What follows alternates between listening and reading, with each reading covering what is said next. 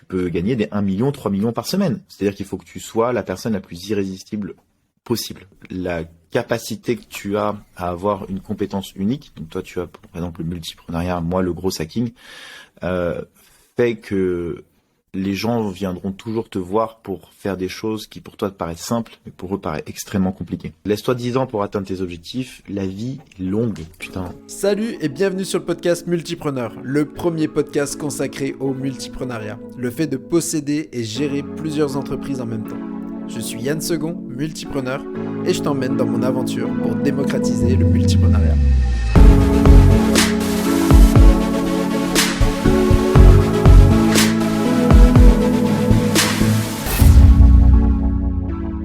Je me présente peut-être rapidement. Je m'appelle Kevin Dufresne. Je suis gros hacker. J'ai travaillé pendant plusieurs années dans un écosystème que vous connaissez sûrement qui s'appelle The Family. Donc j'étais assez proche d'Oussama. Enfin, j'ai bossé avec toutes les grosses boîtes de là-bas. Enfin, assez proche d'Oussama. On a bossé ensemble sur certains sujets. Et du coup, j'ai lancé des formations gros hacking il y a à peu près 1 an et demi, 2 ans maintenant, qui sont devenus en quelques mois, qui ont pris un très bon positionnement depuis que je les ai lancés. Et puis il y a quelques mois, j'ai lancé aussi un outil en software as a service, donc on va peut-être en reparler plus tard.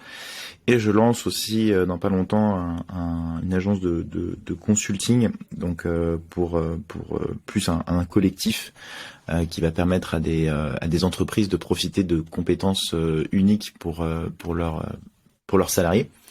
Voilà, donc en fait un peu multipreneur depuis plusieurs années. D'ailleurs, j'ai entrepris à 19 ans. On pourra en reparler, mais c'était assez drôle comment je suis tombé dans l'entrepreneuriat. Je te disais que j'étais fan d'Apple et quand j'ai commencé à avoir mon premier iPhone, je le trouvais hyper limité. Du coup, j'ai commencé à regarder sur Internet, tu vois, et j'ai trouvé le moyen de faire du jailbreak à l'époque. Et quand j'ai commencé à faire du jailbreak, mes potes, quand j'arrivais, tu vois, dans le lycée, me disaient putain, comment t'as fait, c'est incroyable, j'ai envie d'avoir l'Apple Store gratuit aussi. Donc jailbreak, c'était ça. L'idée, c'était de pouvoir avoir toutes les applications de l'iPhone de l'Apple Store gratuitement. Du coup, j'ai essayé de leur expliquer et je me suis rendu compte qu'ils étaient incapables de le faire. Pourtant, c'était hyper simple. Tu avais juste à brancher ton téléphone, mais ça leur faisait peur parce que tu avais des espèces d'écriture de geeks qui apparaissaient sur l'écran et ils paniquaient, ils abandonnaient tout, ils disaient non, je sais pas le faire. Donc du coup, comme ils savaient pas le faire, j'ai testé un truc, je leur ai dit bon bah si tu sais pas le faire, je te le fais, mais j'ai la flemme de te le faire. Donc ils m'ont dit bah je te donne 20 €, tu vois. Et ça a commencé un peu comme ça et je me suis dit bon bah cool, je vais gagner 20 balles à faire un truc qui me prend 10 secondes. Donc je partais avec des sacs, du coup j'ai commencé à demander 20, 30, 50 € à des gens et je partais avec des sacs de gens pour leur jailbreaker leur iPhone chez moi. Je faisais pas beaucoup d'argent, tu vois, mais j'étais déjà je me faisais 300, 400 € parfois par mois, donc c'était cool, tu vois, pour un gamin de 19 ans, tu te dis putain, et en fait maintenant je veux aller plus loin. Et quand je voulais aller plus loin, je voulais un site internet, tu vois. Premier réflexe d'un entrepreneur kind of, tu vois, on te dit ouais, il te faut un site internet. Et du coup, j'ai commencé à apprendre à faire des sites internet. Donc, j'ai fait mon site internet plutôt. J'ai appris à faire des sites internet en faisant mon site internet. Gros flop. Personne ne venait sur mon site. Comme tu dois sûrement le savoir, le lancement, ça se passe pas aussi simplement que ça. J'étais totalement déprimé, j'avais plus de clients, je dis putain, ça fait chier, en fait, je me passais du temps à apprendre ce truc pour rien. J'étais dégoûté. Franchement, j'avais passé 1 mois, tu vois, à essayer à faire des sites internet, et à la fin, ça me servait à rien. Je me suis dit, ça me sert à rien, j'ai appris un truc qui était nul et tout, bref. Et en fait, à un moment, je commençais à montrer mon site à mes potes pour leur dire, bah, vous voulez pas au moins commander des trucs, le partager à vos potes, tu vois, essayer de me trouver des clients. Et du coup, elle montrait 1 pote, 2 potes, 3 potes, 4 potes, 5 potes, 10 potes. Et à la fin, il y a 2 semaines plus tard, après être prêt à fermer mon site internet, il y a un mec qui vient me voir et qui me dit c'est toi Kevin? Je fais ouais. Il me fait c'est toi qui as fait un site internet? Je fais oui. Il fait tu sais en faire? Je fais bah du coup si je l'ai fait oui. Écoute, ça tombe bien parce que mon père cherche à faire un site internet, tu vois. Et du coup je fais bah trop cool. Je savais à l'époque que pour faire des sites internet, les agences prenaient entre 15 et 20 000 €. Et donc du coup, j'ai dit bon bah, je sais que je peux me positionner sur un 1000, 2000 €, tu vois, facile, et tester, tu vois. Et je me rappelle la première fois, du coup, on m'a dit bon bah, combien tu prends? J'ai dit, je voulais dire 2000, je vais dire 3500 euros. Et en fait, c'est assez drôle parce que cette histoire-là, elle t'apprend plusieurs choses. La première, c'est qu'en fait, tu tombes dans l'entrepreneuriat par amusement. Et en fait, quand tu te rends compte en fait du market fit que tu as, tu vois. Finalement, moi, j'ai pas demandé à faire de l'argent. On est venu me voir pour m'en donner. Tu vois. Donc, c'est un peu la chance que j'ai eue de tomber dans l'entrepreneuriat. Et la deuxième chose sur cette leçon de vie entre guillemets, c'est que la capacité que tu as à avoir une compétence unique. Donc toi, tu as par exemple le multipreneuriat, moi le gros hacking, fait que les gens viendront toujours te voir pour faire des choses qui pour toi te paraissent simples, mais pour eux paraissent extrêmement compliquées. Tu vois. Et pour moi, le meilleur moyen de se lancer aujourd'hui dans l'entrepreneuriat, c'est d'essayer d'identifier quelle est ta zone de génie, tu vois, et qu'est-ce que tu peux faire avec. Donc l'unfair advantage que tu as par rapport aux autres pour pouvoir commencer à lancer une boîte, quoi. Et donc après, on pourra en continuer à en reparler, mais en tout cas, voilà, les deux leçons principales que j'ai apprises avec ça, c'est qu'en fait, il fallait absolument que j'apprenne à faire des choses que d'autres personnes ne savent pas faire. Donc le code à l'époque, le no-code, l'automatisation, le scrapping, le lancement de boîte, etc.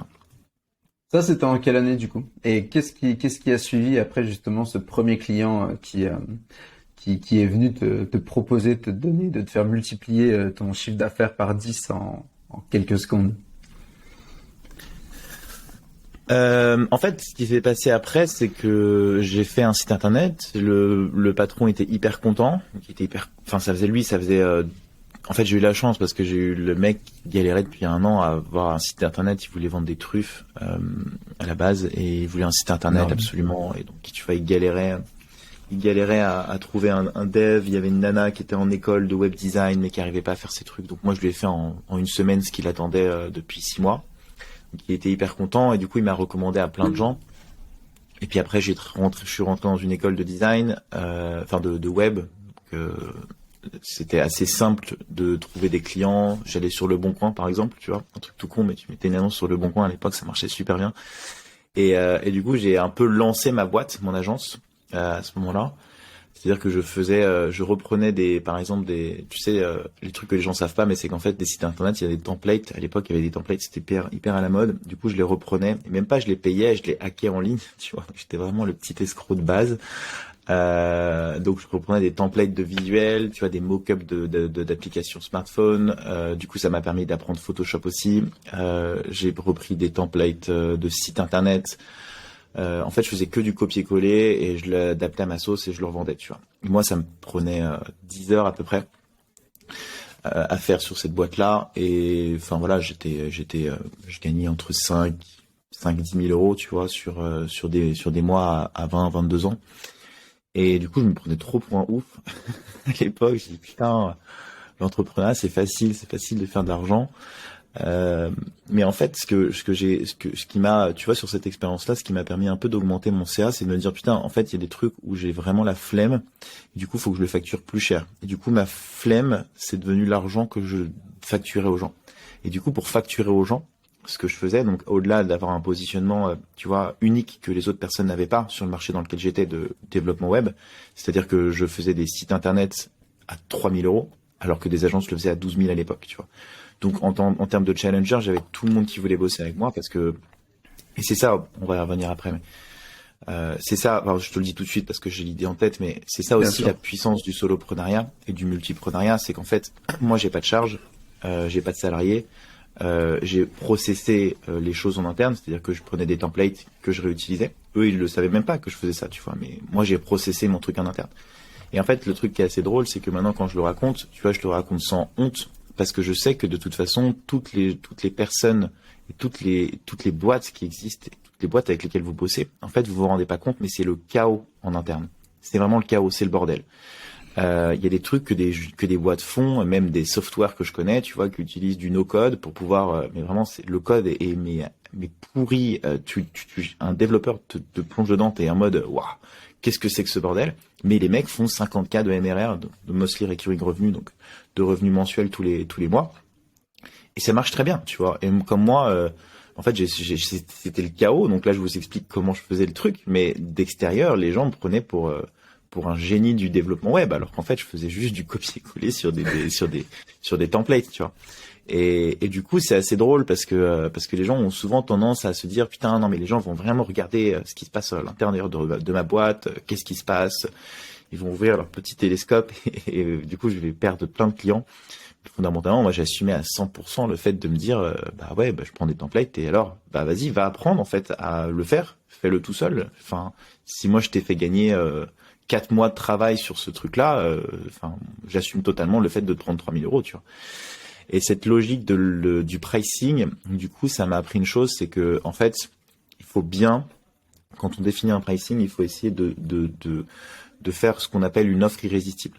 Tu vois, c'est-à-dire qu'il faut que tu sois la personne la plus irrésistible possible. Moi, quand j'ai commencé à vendre mes sites internet, je leur disais, mais en fait, ok, mais me prenez pas, et je fakais le fait que j'avais pas besoin d'eux, en leur disant, vas-y, le faites pas, allez dépenser 12 000 euros, tu vois. Et moi ça me va bien parce que j'aurai d'autres clients et puis si vous voulez pas voilà tant pis. Et ce côté-là, si tu veux, ce que je rajoutais en plus dans mes offres et ce qui a vraiment fait la différence, c'est en fait de leur montrer tout le travail que je faisais, tu vois. En fait, quand tu leur dis faire un site internet, ça te coûte 3 000 euros, ça te comment dire, ça te dit putain c'est cher, tu vois. En revanche, si tu dis ok bon bah en fait, dans le montage d'un site internet, quand quelqu'un n'y connaît rien, il y a plusieurs étapes. Première étape, il faut que tu achètes un nom de domaine. Deuxième étape, il faut que tu connectes ton nom de domaine à ton site internet. Ensuite, il faut que tu fusionnes. Ensuite, il faut que tu fasses tes visuels. Ensuite, il faut que tu fasses ton texte. Ensuite, il faut que tu installes des modules Strap. Il faut que tu installes dans WordPress, c'était ça en tout cas. Il faut que tu installes des plugins. Il faut que tu connaisses les plugins. Il faut que tu recommandes des plugins pour le SEO. Il faut que tu fasses une mini formation parce que si tu fais pas une formation, tu vas pas réussir à gérer ton site, le mettre à jour, etc. Et du coup, forcément, bah là, tu fais, ok, bon bah cette ligne-là, mettre en ligne le site internet, le mec ne sait pas du tout combien ça vaut, donc tu dis, bon bah au doigt mouillé, c'est 200 euros, 300 euros, 400 euros, 500 euros, 600 euros. Et en fait, le mec se dit, putain, mais en fait, il y a tellement de trucs et de taf que en fait, ça montre à la personne, tu vois, que c'est plus 3000 euros en fait. C'est ok, c'est chaque petite tâche de merde sur lequel je passerai peut-être mon temps que je paye. Et du coup, c'est plus, il voit plus ça comme une dépense, il voit ça comme un investissement. Tu vois. Et donc moi, ce que je recommande très souvent, donc on a compris l'océan bleu, c'est-à-dire essayer d'évoluer dans un marché, tu vois, où t'es le seul à le faire entre guillemets. Et en tout cas dans le soloprenariat, c'est souvent ça. Hein, faut essayer d'identifier sa zone de génie. Ce qui se passe au début, c'est que à la base, tu vois, les gens vont t'acheter parce que t'es. Enfin, au début, tu vas, par exemple, tu fais de la publicité Facebook. Au début, tu vas faire de la publicité Facebook pour tes clients. Ensuite, tu vas leur recommander de le faire et ensuite ils vont le faire pour toi. Tu vois, en gros, c'est un peu l'idée, le cheminement que tu dois avoir dans ta tête, surtout dans la création de contenu. Et donc du coup, en fait, l'océan bleu, c'est ça, c'est d'essayer d'identifier sa zone de génie et de l'autre côté, essayer de construire l'offre la plus irrésistible possible pour pouvoir avoir le maximum de clients qui viennent organiquement chez toi. Et donc pour ça, c'est des techniques de copywriting et d'influence et de persuasion, tu vois, c'est tout con, mais t'as je sais pas combien de biais cognitifs dans ton cerveau qui peuvent jouer. Et en fait, effectivement, dans le gros hacking, on les connaît tous, tu vois. Et c'est assez drôle parce que d'ailleurs, pour la petite histoire, hier, j'ai regardé une vidéo YouTube d'un youtubeur que j'aime beaucoup, il s'appelle Docteur, je sais pas quoi, et il faisait une démonstration sur les effets visuels, tu vois. Et putain, il m'a mindfucké le cerveau. J'ai dit, mais enfin, c'est dingue les perceptions que tu as d'une réalité à toi, mais qui est pas du tout la réalité réelle, tu vois. Et je suis assez fan de ça, tu vois, de me dire qu'en fait, il y a possibilité d'influencer des gens à travers des mots, à travers des... Et ça, c'est beaucoup, c'est cette sensibilité que j'ai sur ces sujets-là, elle est hyper importante dans le business, parce qu'elle te permet d'être très bon dans le copywriting, d'être très bon dans la vente, d'être très bon dans la création de tes offres aussi, et de pouvoir avoir une vision claire sur ce que veut réellement ton client, tu vois. Je suis en train justement de réaliser un post sur les 100 biais cognitifs les plus importants que les personnes rencontrent. Et c'est vrai si quelqu'un qui est pas éveillé à ces biais cognitifs qu'on a tous, hein, et ben il passe à côté de grandes choses. Et d'un point de vue business ou même compréhension du monde de ses clients, hein, de ses partenaires, tu passes à côté de plein de choses, quoi. Après, c'est évident qu'il faut les avoir en tête. C'est hyper intéressant. Moi, j'ai voulu faire psy quand j'étais gamin. Donc en fait, surtout j'ai le mindset du hacker, tu vois. En gros, comment manipuler, persuader les gens, etc. De faire les trucs que je veux. C'est un sujet qui m'a toujours passionné et même, tu vois, je me suis même intéressé à, comment on appelle ça, au mentalisme à un moment. Et ça me passionnait, la magie, tu vois, comment tu mindfuck l'esprit des gens, c'est un truc qui est hyper intéressant. Et finalement, indirectement, je pense, de savoir faire de la magie, de savoir, tu vois, t'intéresser au mentalisme, de t'intéresser au biais de persuasion, comme tu l'as dit, t'inspire énormément sur sur ton business, sur comment fonctionne le cerveau des gens, comment est-ce que tu peux driver, comment tu peux les influencer, les amener dans ton monde, rassembler des gens aussi autour de valeurs et de communautés que tu veux créer. Donc, en fait, tu vois, c'est un sujet qui, moi, il me fascine énormément. Et d'ailleurs, par rapport à ton sujet à toi, le multipreneuriat, parce que, tu sais, il y a souvent un truc qui se dit dans l'entrepreneuriat sur lequel je suis pas forcément d'accord, c'est le focus. En fait, le focus, tu vois, quand on dit il faut que tu restes focus. Pour moi, il y a une autre définition que celui qu'on s'attribue, parce que la principale caractéristique d'une qualité pour moi d'un entrepreneur, c'est la créativité. Tu vois. Et pour moi, la créativité, elle vient de 3 manières. La première manière, c'est, du coup, la créativité, elle vient d'intrants. Il n'y a aucune personne au monde qui est née créatif. Tout le monde est créatif, tu vois. La créativité, ça te permet de faire la différence sur plein de sujets. Ça te permet d'avoir des idées business. Ça te permet d'avoir de l'empathie. Ça te permet de créer des actions marketing. Ça te permet de faire rigoler tes amis aussi, tu vois. De l'humour, c'est de la créativité aussi. Et pour moi, il y a plusieurs choses pour être créatif. Il faut avoir le maximum d'intrants dans ton cerveau. C'est-à-dire que soit tu copies des choses. Tu sais, tu vois, par exemple, ça fait des années à le comprendre, mais tu vois ce que disait Picasso, les artistes copient, les génies volent. Mais en fait, ils volent, ils le prennent et ils le transforment. Tu l'adaptes avec d'autres expériences, bien sûr. Exactement. Il n'y a jamais un peintre qui s'est réveillé le matin et que ce soit bien clair à toutes les personnes qui nous écoutent et qui s'est dit putain, je vais peindre Mona Lisa. C'est pas du tout comme ça que ça se passe. Les gens ont toute une inspiration quelque part et toutes les choses que tu vas vivre et toutes les expériences que tu vas vivre, elles vont être dépendantes de ça, tu vois. La deuxième, c'est assembler les choses entre elles. Donc tu vois, typiquement, là, je te parle du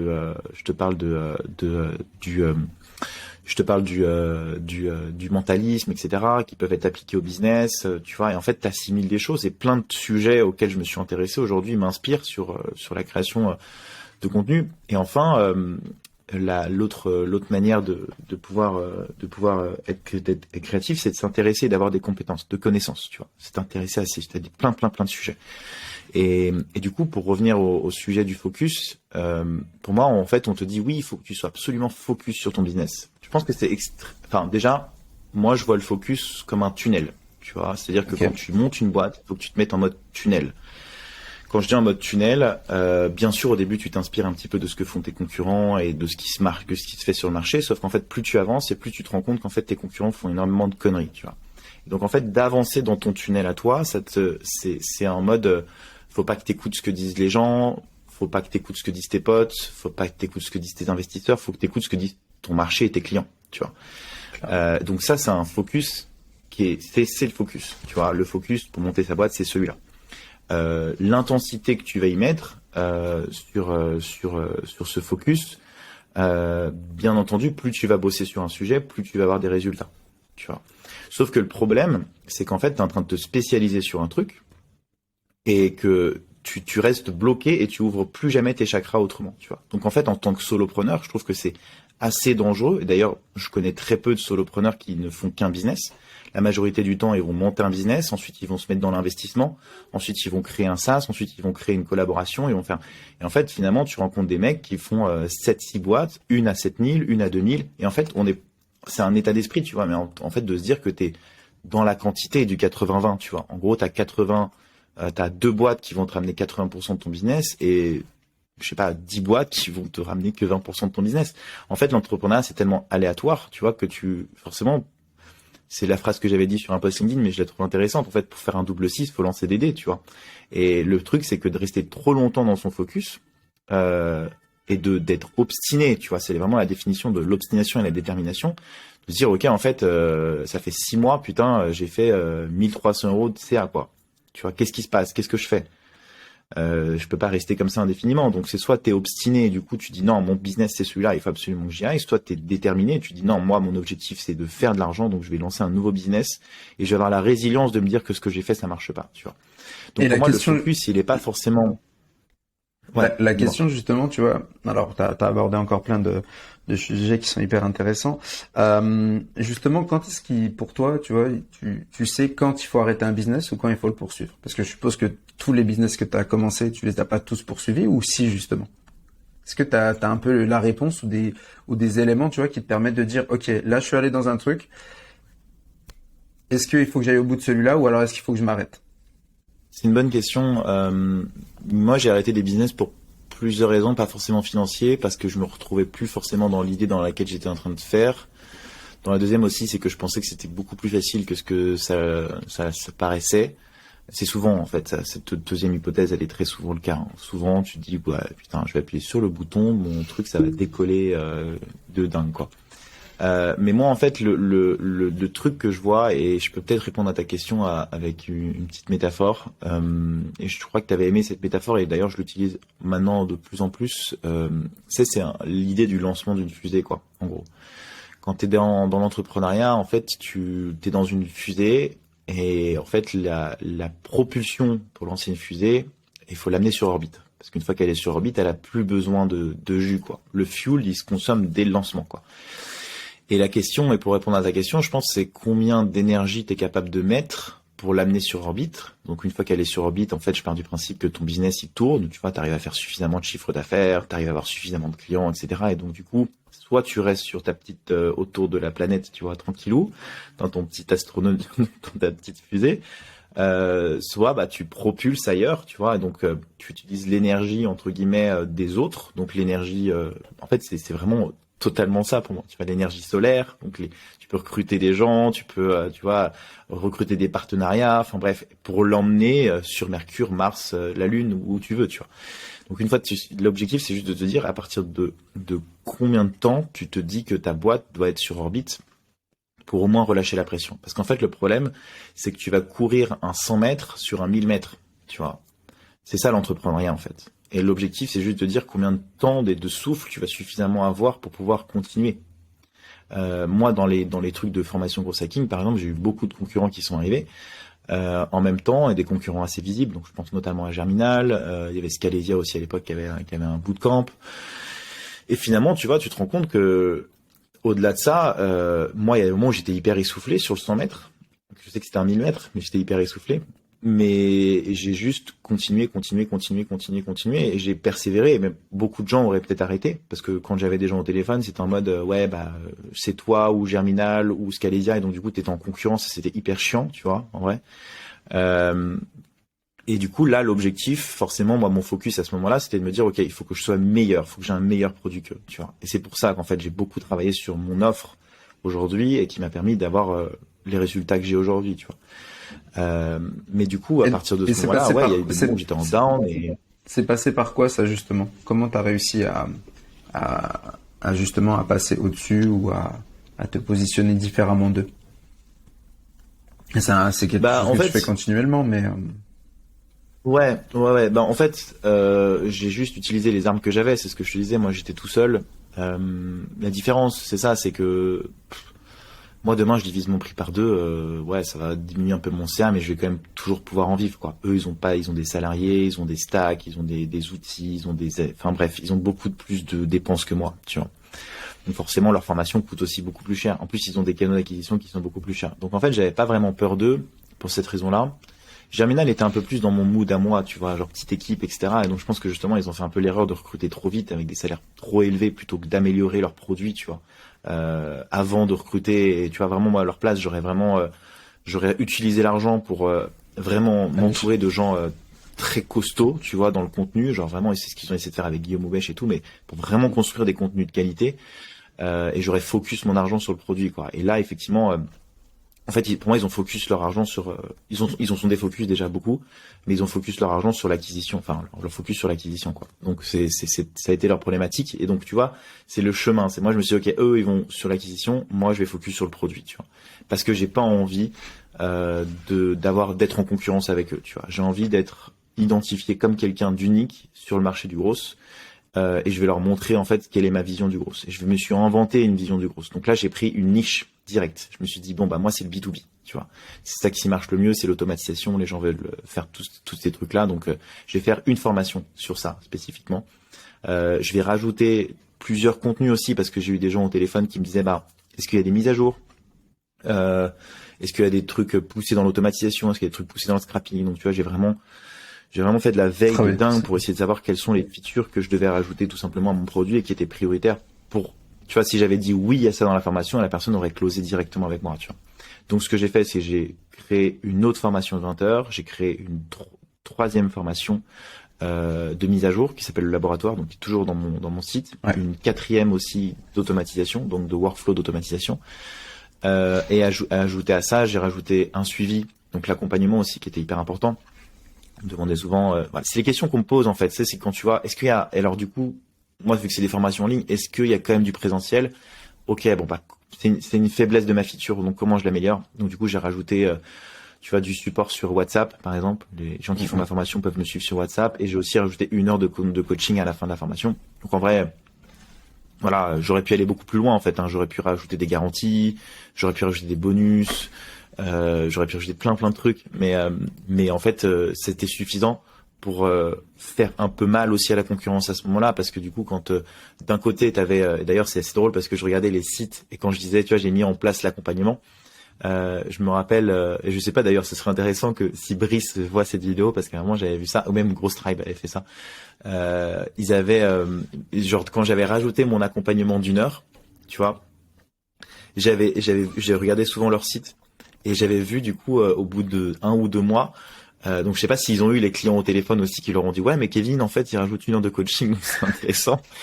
Mais du coup tu vois, tu voyais sur leur bannière 1 heure de coaching offerte, tu vois, bêta, tu vois, j'avais fait ça en bêta et ça me faisait marrer parce que je me suis dit putain en fait ils ont changé leur offre peut-être à cause de ce que j'ai fait et en fait moi pendant un moment vu qu'ils le savaient pas, ça a dû être des gens qui leur ont dit au téléphone et ils savaient qu'en fait cette feature elle était, tu vois, comme pareil ce que je te disais depuis le début de cette interview, c'est l'océan bleu quoi, tu vois, t'as 1 heure de coaching, t'as un bonus en plus et en fait la valeur que tu attribues à un coaching avec Kevin, elle est au-dessus que des formations en ligne quoi.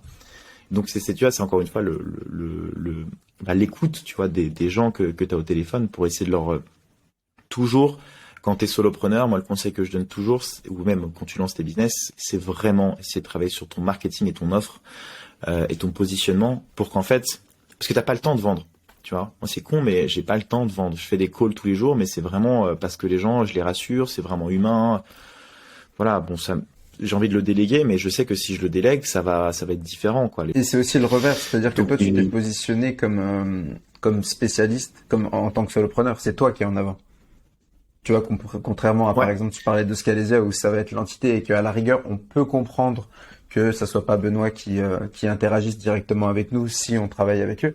Mais c'est vrai que toi, quand on voit, c'est Kevin Dufresne et c'est avec toi qu'on veut travailler. Et d'ailleurs, tu as réussi à te positionner, c'est incroyable. Enfin, je veux dire, si je vous invite à taper ton prénom sur Google, enfin, t'es partout sur les 6 premières pages Google. Il y a, enfin, je veux dire, tous les liens, c'est toi. Il y a pas. Et tu t'en as parlé tout à l'heure, ça m'a fait rire. T'as même des liens sur Le Bon Coin qui parlent de gros hacking sur toi, quoi. Non, mais je veux dire, c'est magique, tu vois, en termes de positionnement.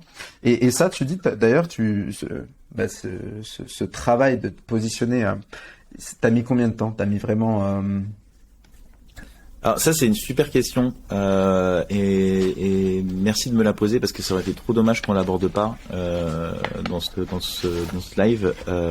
C'est la stratégie des assets en fait. Un asset c'est une ressource. Une ressource, c'est aujourd'hui, donc tu as des ressources financières, tu as des ressources de personnes, donc tu as des amis, tu as de la famille, tu as aussi même des unfair advantage, hein, tu vois, ça peut être, tu vois, moi je ressortais de The Family, donc en vrai c'était une ressource, hein, directement, c'était un asset, une compétence que j'avais.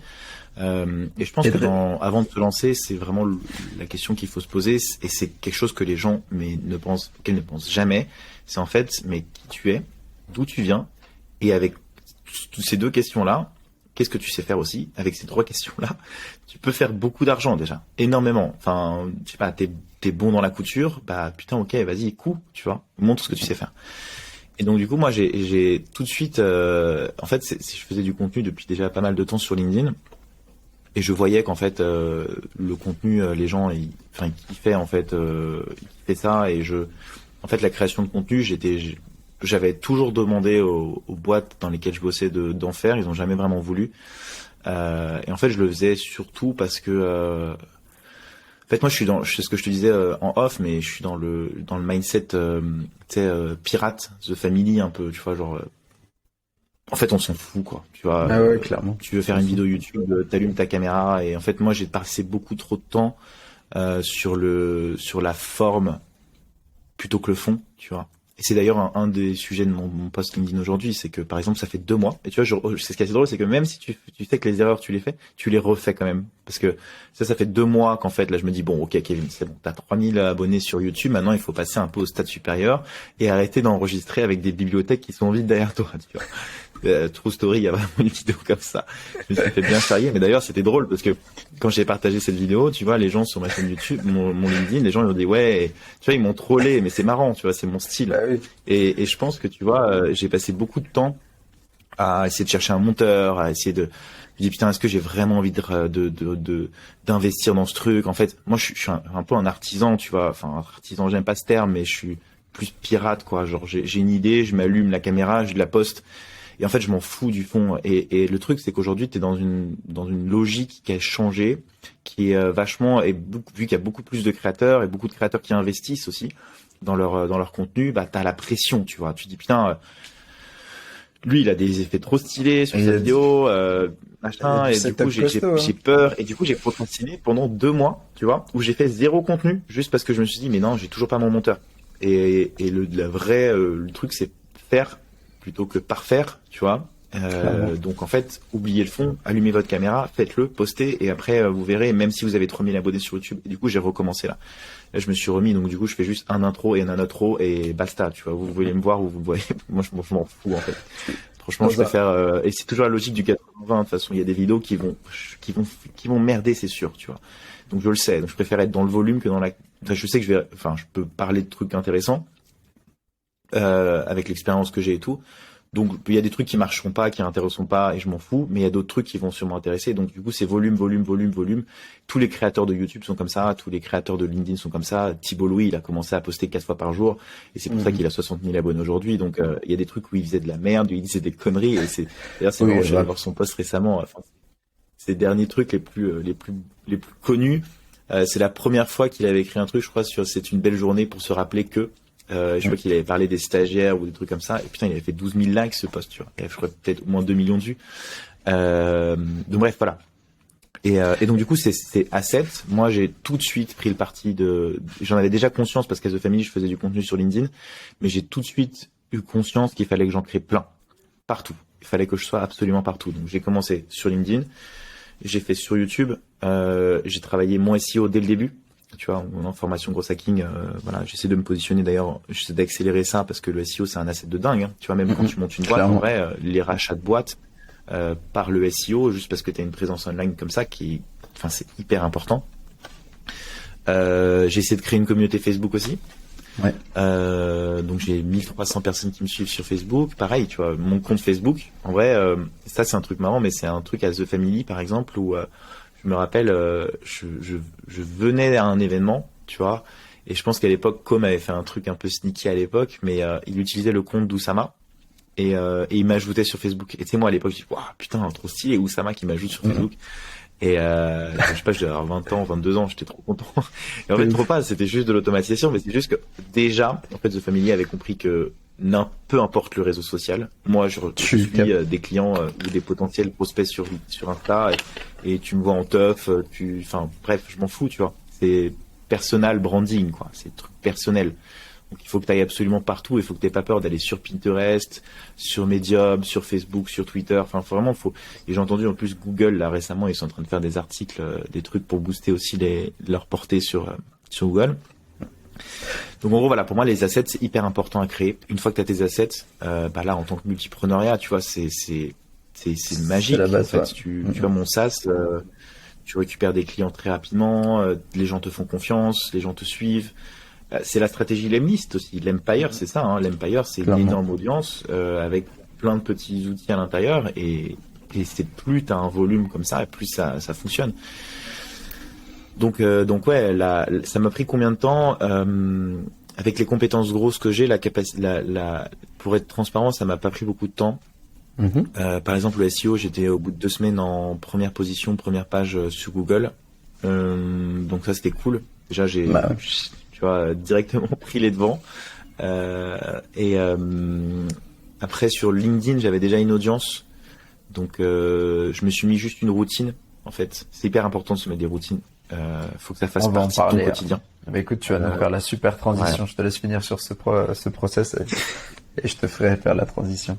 Incroyable. Et après, ouais, donc la troisième chose toute con, en fait, moi quand TikTok est sorti, j'avais arrêté et après je m'étais remis dessus.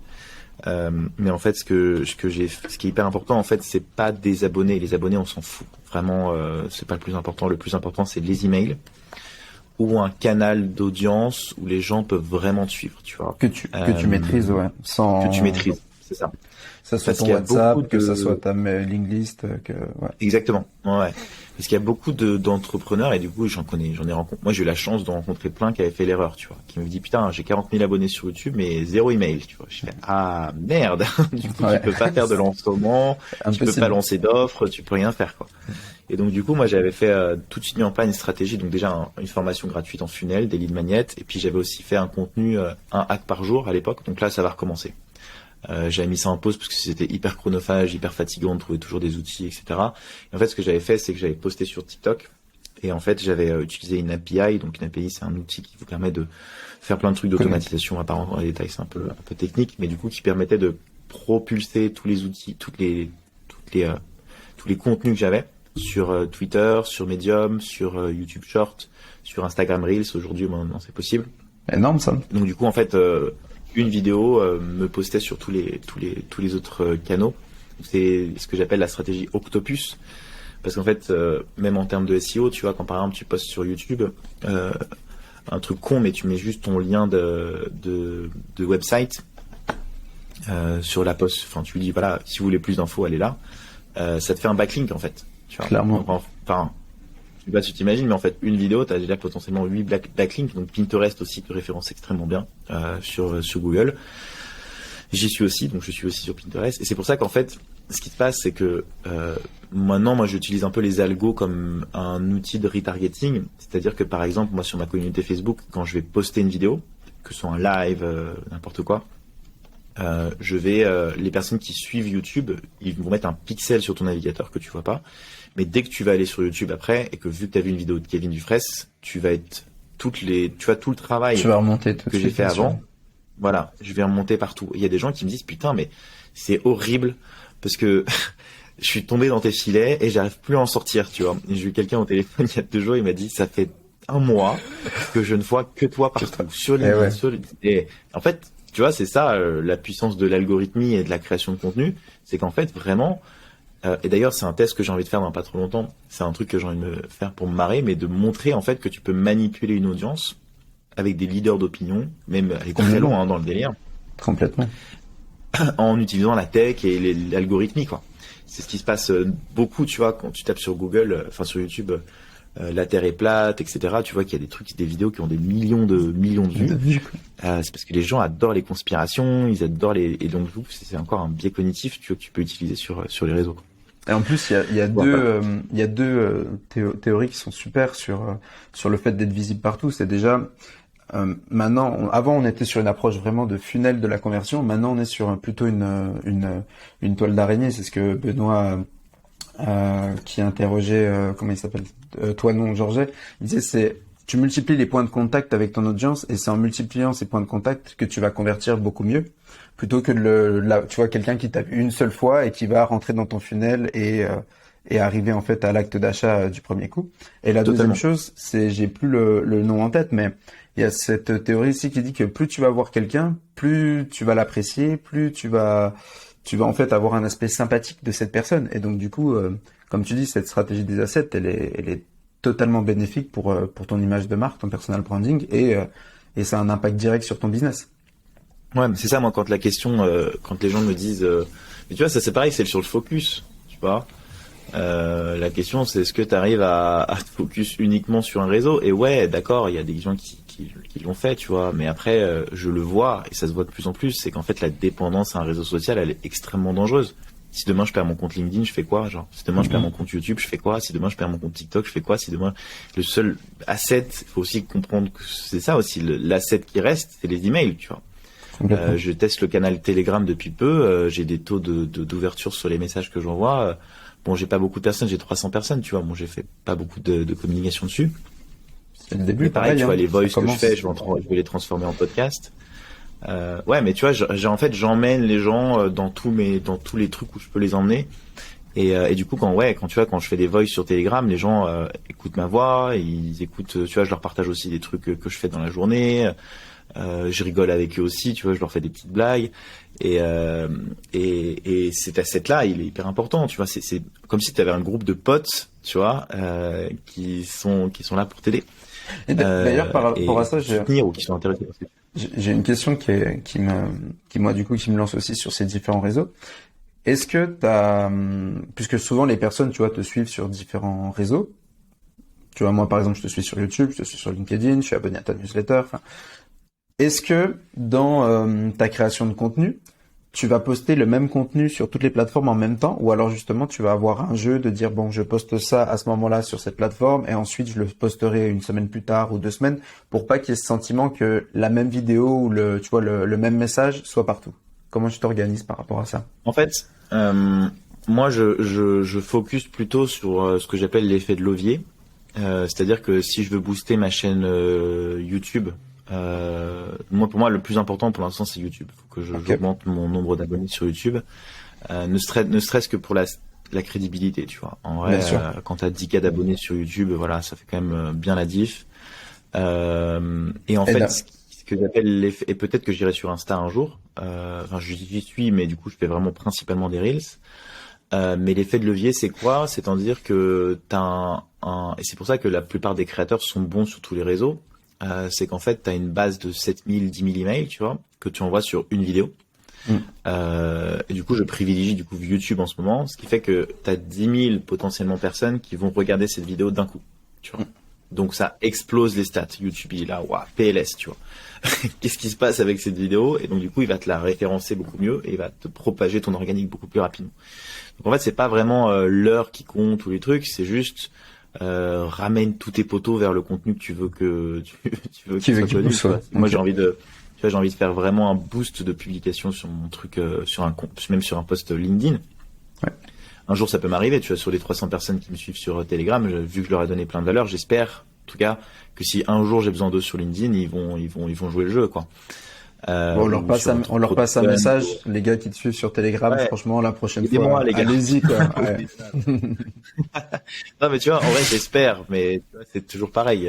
En vrai, tu sais, ce qui est le plus difficile, je pense, dans la création de contenu, est-ce que j'ai vraiment compris? Alors là, je vais partir sur un truc philosophe, et d'ailleurs, Ruben me dit souvent que je suis philosophe. En vrai, je réfléchis beaucoup, tu vois, à tout ce qui est humain et tout. Parce que moi, j'étais vachement dans mon coin, et tu sais, genre, j'étais vraiment dans la création. Et ce truc que je me suis rendu compte quand j'ai augmenté mon audience, c'est qu'en fait, t'as vachement d'humain. Et en fait, les gens qui te soutiennent, qui te suivent, ont une affection, ont vraiment de l'amour pour toi et pour ce que tu fais. Et c'est pas de l'amour, c'est pas de l'amour émotionnel, etc. Mais si tu veux, pour moi, l'amour, c'est take care of, tu vois. Que ce soit dans une relation, dans une amitié, etc. T'es content de son bonheur, t'es content de sa réussite. Et c'est con à dire, tu vois, mais les gens qui viennent commenter mes posts, les gens qui viennent liker mes posts, les gens qui viennent me suivre sur les réseaux, qui s'abonnent à mes emails, etc.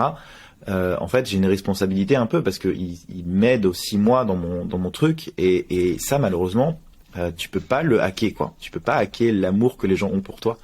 C'est pour ça qu'Oussama, il était vachement bon parce qu'il arrivait à ce que les gens l'aiment, tu vois. C'était vraiment le truc. Les gens, putain, il parlait d'Oussama, il avait l'air gentil. En plus, c'est un mec qui est profondément gentil, qui est doux, qui est intelligent. T'as envie de lui parler, t'as envie d'avoir des discussions avec lui, etc. Et c'est ce qui plaît aux gens, tu vois. C'est ethos, pathos, matos, là, tu sais, c'est les trucs. Ouais, les trois. Et tu t'attaches, quoi, truc philosophique. Bon, je vais pas m'attarder dessus, mais effectivement, c'est des choses qui sont extrêmement importantes quand tu aides les gens et quand tu les as sortis d'une galère, quand tu les as aidés à gagner de l'argent, quand tu les as aidés à se lancer, quand t'entends des gens, quand moi tu vois je suis allé à la Founders Night hier et que les gens me disent putain c'est grâce à toi que je fais du contenu, putain je suis trop content quoi, tu vois, et quand même des gens me disent putain c'est grâce à toi que je me suis lancé là où j'ai fait ci ou j'ai fait ça, tu m'as beaucoup aidé dans le lancement de mon apprentissage sur le gros hacking et tout. Trop cool, tu vois. Et je sais que moi, en fait, cet esprit-là, je l'avais pas vraiment en considération. Mais je pense que l'intelligence sociale dans le business est très importante. Il y a plein d'influenceurs d'ailleurs. Quand tu vois par exemple Caroline Mignot, tu vois, pour ne citer qu'elle, toutes ces personnes-là, fondamentalement, sont des personnes très sociables. Tu vois, tu la vois dans les lives, tu la vois commenter, elle prend la défense de tout le monde. Elle est très à l'américaine, tu vois. Et nous, aux États-Unis, en France, on est pas trop comme ça, tu vois. On est putain laisse-moi, je suis pas trop, tu vois, je suis pas trop. Mais les Américains sont vachement comme ça. D'ailleurs, c'est ça qui est difficile aux États-Unis. Moi, j'ai rencontré plein de mecs américains, c'est qu'ils te disent, t'encensent tous, quoi. Tu vois, c'est putain, c'est incroyable ce que tu fais, mon pote. T'es génial, t'es extraordinaire. Putain, c'est toi la prochaine licorne. Alors, trop hâte de suivre tes. Et après derrière, personne t'achète, tu vois. Mais en France, c'est un peu le cas aussi, mais pas autant qu'aux US, quoi. Franchement, moi, aux US, il y a des mecs qui sont venus me voir et m'ont dit, bah putain, c'est ouf ton truc. Et quand j'ai lancé le truc, j'ai appuyé sur le bouton, c'est bon, vas-y, maintenant tu payes, c'est dans zéro. Après, ils sont beaucoup dans le soutien, tu vois. C'est-à-dire que moi, par exemple, si je vois un pote lancer son business, un truc tout con, mais il me demande de le follow sur Insta, bah vas-y, ça le fait kiffer. Je vois qu'il poste un truc, un pote dans l'immobilier, par exemple, qui lance et je lui dis, tu fais du Reels. Bah ouais, je l'ajoute en favori, dans ma collection, je le rajoute, je le commente et je like son post, tu vois. C'est con, et pour lui, il se rend même pas compte de ce que ça veut dire, mais en vrai, ça booste un peu son bah Donc, là, du coup, on revient, c'est vrai que c'est ce que disait aussi Oussama avec les différences culturelles entre la France et le Liban, où justement, quelqu'un qui se lance au Liban, ils vont aller et payer plus cher l'activité pour aider à se lancer la personne, alors que nous on a le côté à venir et demander une réduction. Et c'est vrai que le follow, quand t'as quelqu'un qui se lance, c'est gratuit, c'est un de tes potes, toi ça te coûte rien, et c'est vrai que tu te rends pas compte à quel point ça peut l'aider à se propulser ou à se lancer, quoi. Ouais. Donc on se rend pas compte. On se rend vraiment pas compte de ça. Tu vois, moi, un pote hier, je l'ai revu d'ailleurs à la soirée là. Il m'a dit ouais, je me lance sur LinkedIn. Je fais putain, vas-y, montre-moi ton post, je vais le liker tout de suite, tu vois. Et en fait, tu fais pas ça avec n'importe qui, malheureusement. Tu vois, c'est-à-dire que tu sais, il y a plein eu de groupes de pods à l'époque sur les créations de contenu. Alors un pod, c'est pas le truc automatique et tout. Hein. Moi, je parle vraiment des pods. C'est-à-dire qu'il y a plusieurs influenceurs avec lesquels j'ai travaillé d'ailleurs quand j'avais 20 ans, 22 ans. Je faisais du consulting pour faire un autre de mes business pour augmenter le nombre d'abonnés sur Instagram. Et en fait, ils créaient des mafias. Tu vois, ils étaient une cinquantaine, donc vraiment des gens hyper connus maintenant aujourd'hui sur Instagram. Et en fait, ces mafias-là, c'était dès que tu postais un truc, t'allais commenter, liker, partager le truc, l'aider, s'entraider, faire des tags. En fait, c'est la stratégie Cyprien. Moi, je l'appelle un peu comme ça. Sur YouTube, ils ont niqué le game YouTube parce que Norman a ramené de la communauté à Cyprien, ils ont fait des trucs ensemble et voilà, ils ont créé leur mafia quoi. Et en fait maintenant c'est les kings quoi. Mais si demain t'as 10 mecs qui viennent et c'est la force du réseau quoi, tu vois, c'est le réseau de Norman qui a aidé Cyprien qui a aidé Norman et en fait aujourd'hui ils sont plus d'1 million d'abonnés sur la France.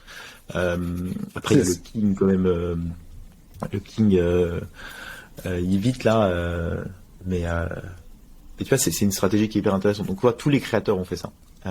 Et c'est ce qui se passe actuellement sur LinkedIn. T'as une quinzaine de profils qui ont retourné LinkedIn et qui sont aussi des places décisives à chaque fois. Et entre guillemets, c'est le jeu. Et on voit qu'ils ont compris les codes il y a 2, 3 ans, quand même 4 ans pour certains. Et maintenant, ils sont partout, quoi. Ouais. Et c'est le jeu, mais fort, c'est pas, c'est le jeu, mais c'est pas facile à faire. Ah non, non, bah, ça enlève rien à leur travail ou à la qualité de ce qu'ils font, attention. Hein. Mais moi, c'est ce que je dis, c'est qu'en fait, il y a beaucoup de gens qui vont dire, ouais, les potes, vous êtes des tricheurs. Bah, vas-y. Bah, si c'est facile et qu'ils sont des tricheurs, vas-y, va le faire, tu vois. Essaye d'aller engager des gens pour aller t'aider dans ton business, tu vas voir. Et c'est de l'apprentissage que j'ai. Bon, d'ailleurs, maintenant, je vous donne le hack, mais moi, pour avoir un pod, entre guillemets, de soutien, c'est pas des gens avec qui tu demandes de commenter, c'est des gens avec qui tu crées des relations, tu vois. Faut que ça devienne tes potes, en fait. Clairement. Faut que vous ayez la même ambition, c'est que dans 1 an ou 2, vous niquez LinkedIn, et qu'en fait, LinkedIn ou Instagram ou Twitter ou peu importe, et vous mettez en team, et bah forcément, à plusieurs, on est plus fort. Des gens qui viennent te soutenir, des gens qui viennent te commenter, liker, partager, etc. Et en fait, à la fin, ce qui se passe, c'est qu'en fait, t'es content de liker ou de commenter le post. Tu vois, tu te dis putain, ça c'est mon poteau, tu vois. Et en fait, clairement, sa réussite va dépendre aussi de la mienne, tu vois. Donc je vais tout faire pour qu'il réussisse. Et je pense que c'est un peu ce qu'a raté The Family pour moi, tu vois, par exemple, parce qu'ils étaient vraiment dans le pays de forward. Ok. Donc ils donnaient beaucoup de contenu gratuit et ils s'attendaient beaucoup, je pense, à ce que les gens les aident à la fin, tu vois. Et c'est ce que dit Oussama dans sa vidéo. Il dit mais en fait, mec, genre j'ai aidé des milliers d'entrepreneurs à se lancer. Aujourd'hui, ouais, peut-être que je vaux plus, peut-être que je vaux moins, mais en tout cas, je pense que il n'y a pas eu vraiment de retour, quoi. Tu vois, il y a vraiment des gens qui ont puisé l'écosystème de The Family, sans que se disent bon, ok, on va faire un peu restreindre le truc, parce que tu sais, quand t'as des entrepreneurs qui sont dedans, c'est les mecs les plus, enfin, imagine, toi t'es entrepreneur, imagine des mecs qui arrivent à The Family et tu leur dis, putain, attends, c'est le plus grand écosystème d'Europe, qu'est-ce que j'ai bien pouvoir faire comme connerie? Forcément, il y a des trucs qui vont se passer qui vont pas être clairs ou pas forcément normaux, quoi. Donc, je pense que c'est le problème de la France, enfin, la France, même de manière générale, c'est qu'en fait, quand t'entreprends, t'as toujours une forme de jalousie auprès des gens de tes potes, de plein de trucs, tu vois, quand tu commences à gagner aussi un peu d'argent. Il faut réussir à plus les inspirer, tu vois. Les gens qui vont te critiquer et qui vont te prendre pour des mythos, c'est pas des potes, malheureusement, mais ça change aussi. Tu vois, ça... Il y a deux possibilités, soit entre guillemets ça fait un tri tout seul, soit justement tu vas réussir par ta traction à les faire aussi s'élever, et c'est le sacre, mais tu pourras pas le faire avec tous, et surtout tous ne veulent pas aussi ont le même objectif de vie que toi, quoi. Ouais, et ça c'est un truc hyper important que tu dis, mais que les gens ça va passer d'un côté et ça va ressortir de l'autre, mais en termes de leadership, le truc que j'ai vraiment appris, c'est qu'en fait effectivement il y a des gens. C'est horrible, hein, parce que toi, t'as envie de les faire sortir de leur case, etc. T'as envie de les faire, tu sais qu'ils ont un potentiel de dingue. Et pour un professeur d'école, ça doit être horrible de voir un gamin en train de se buter la life, tu vois, entre guillemets. Bon, même si je suis pas du tout pour l'école. En tout cas, je sens la frustration de se dire, putain, ce mec a des capacités de dingue et il est dans sa sphère. Passer à côté, ouais. Et en fait, je comprends la résilience qu'ils ont à se dire, bon, bah, vas-y, c'est pas grave, reste comme tu es.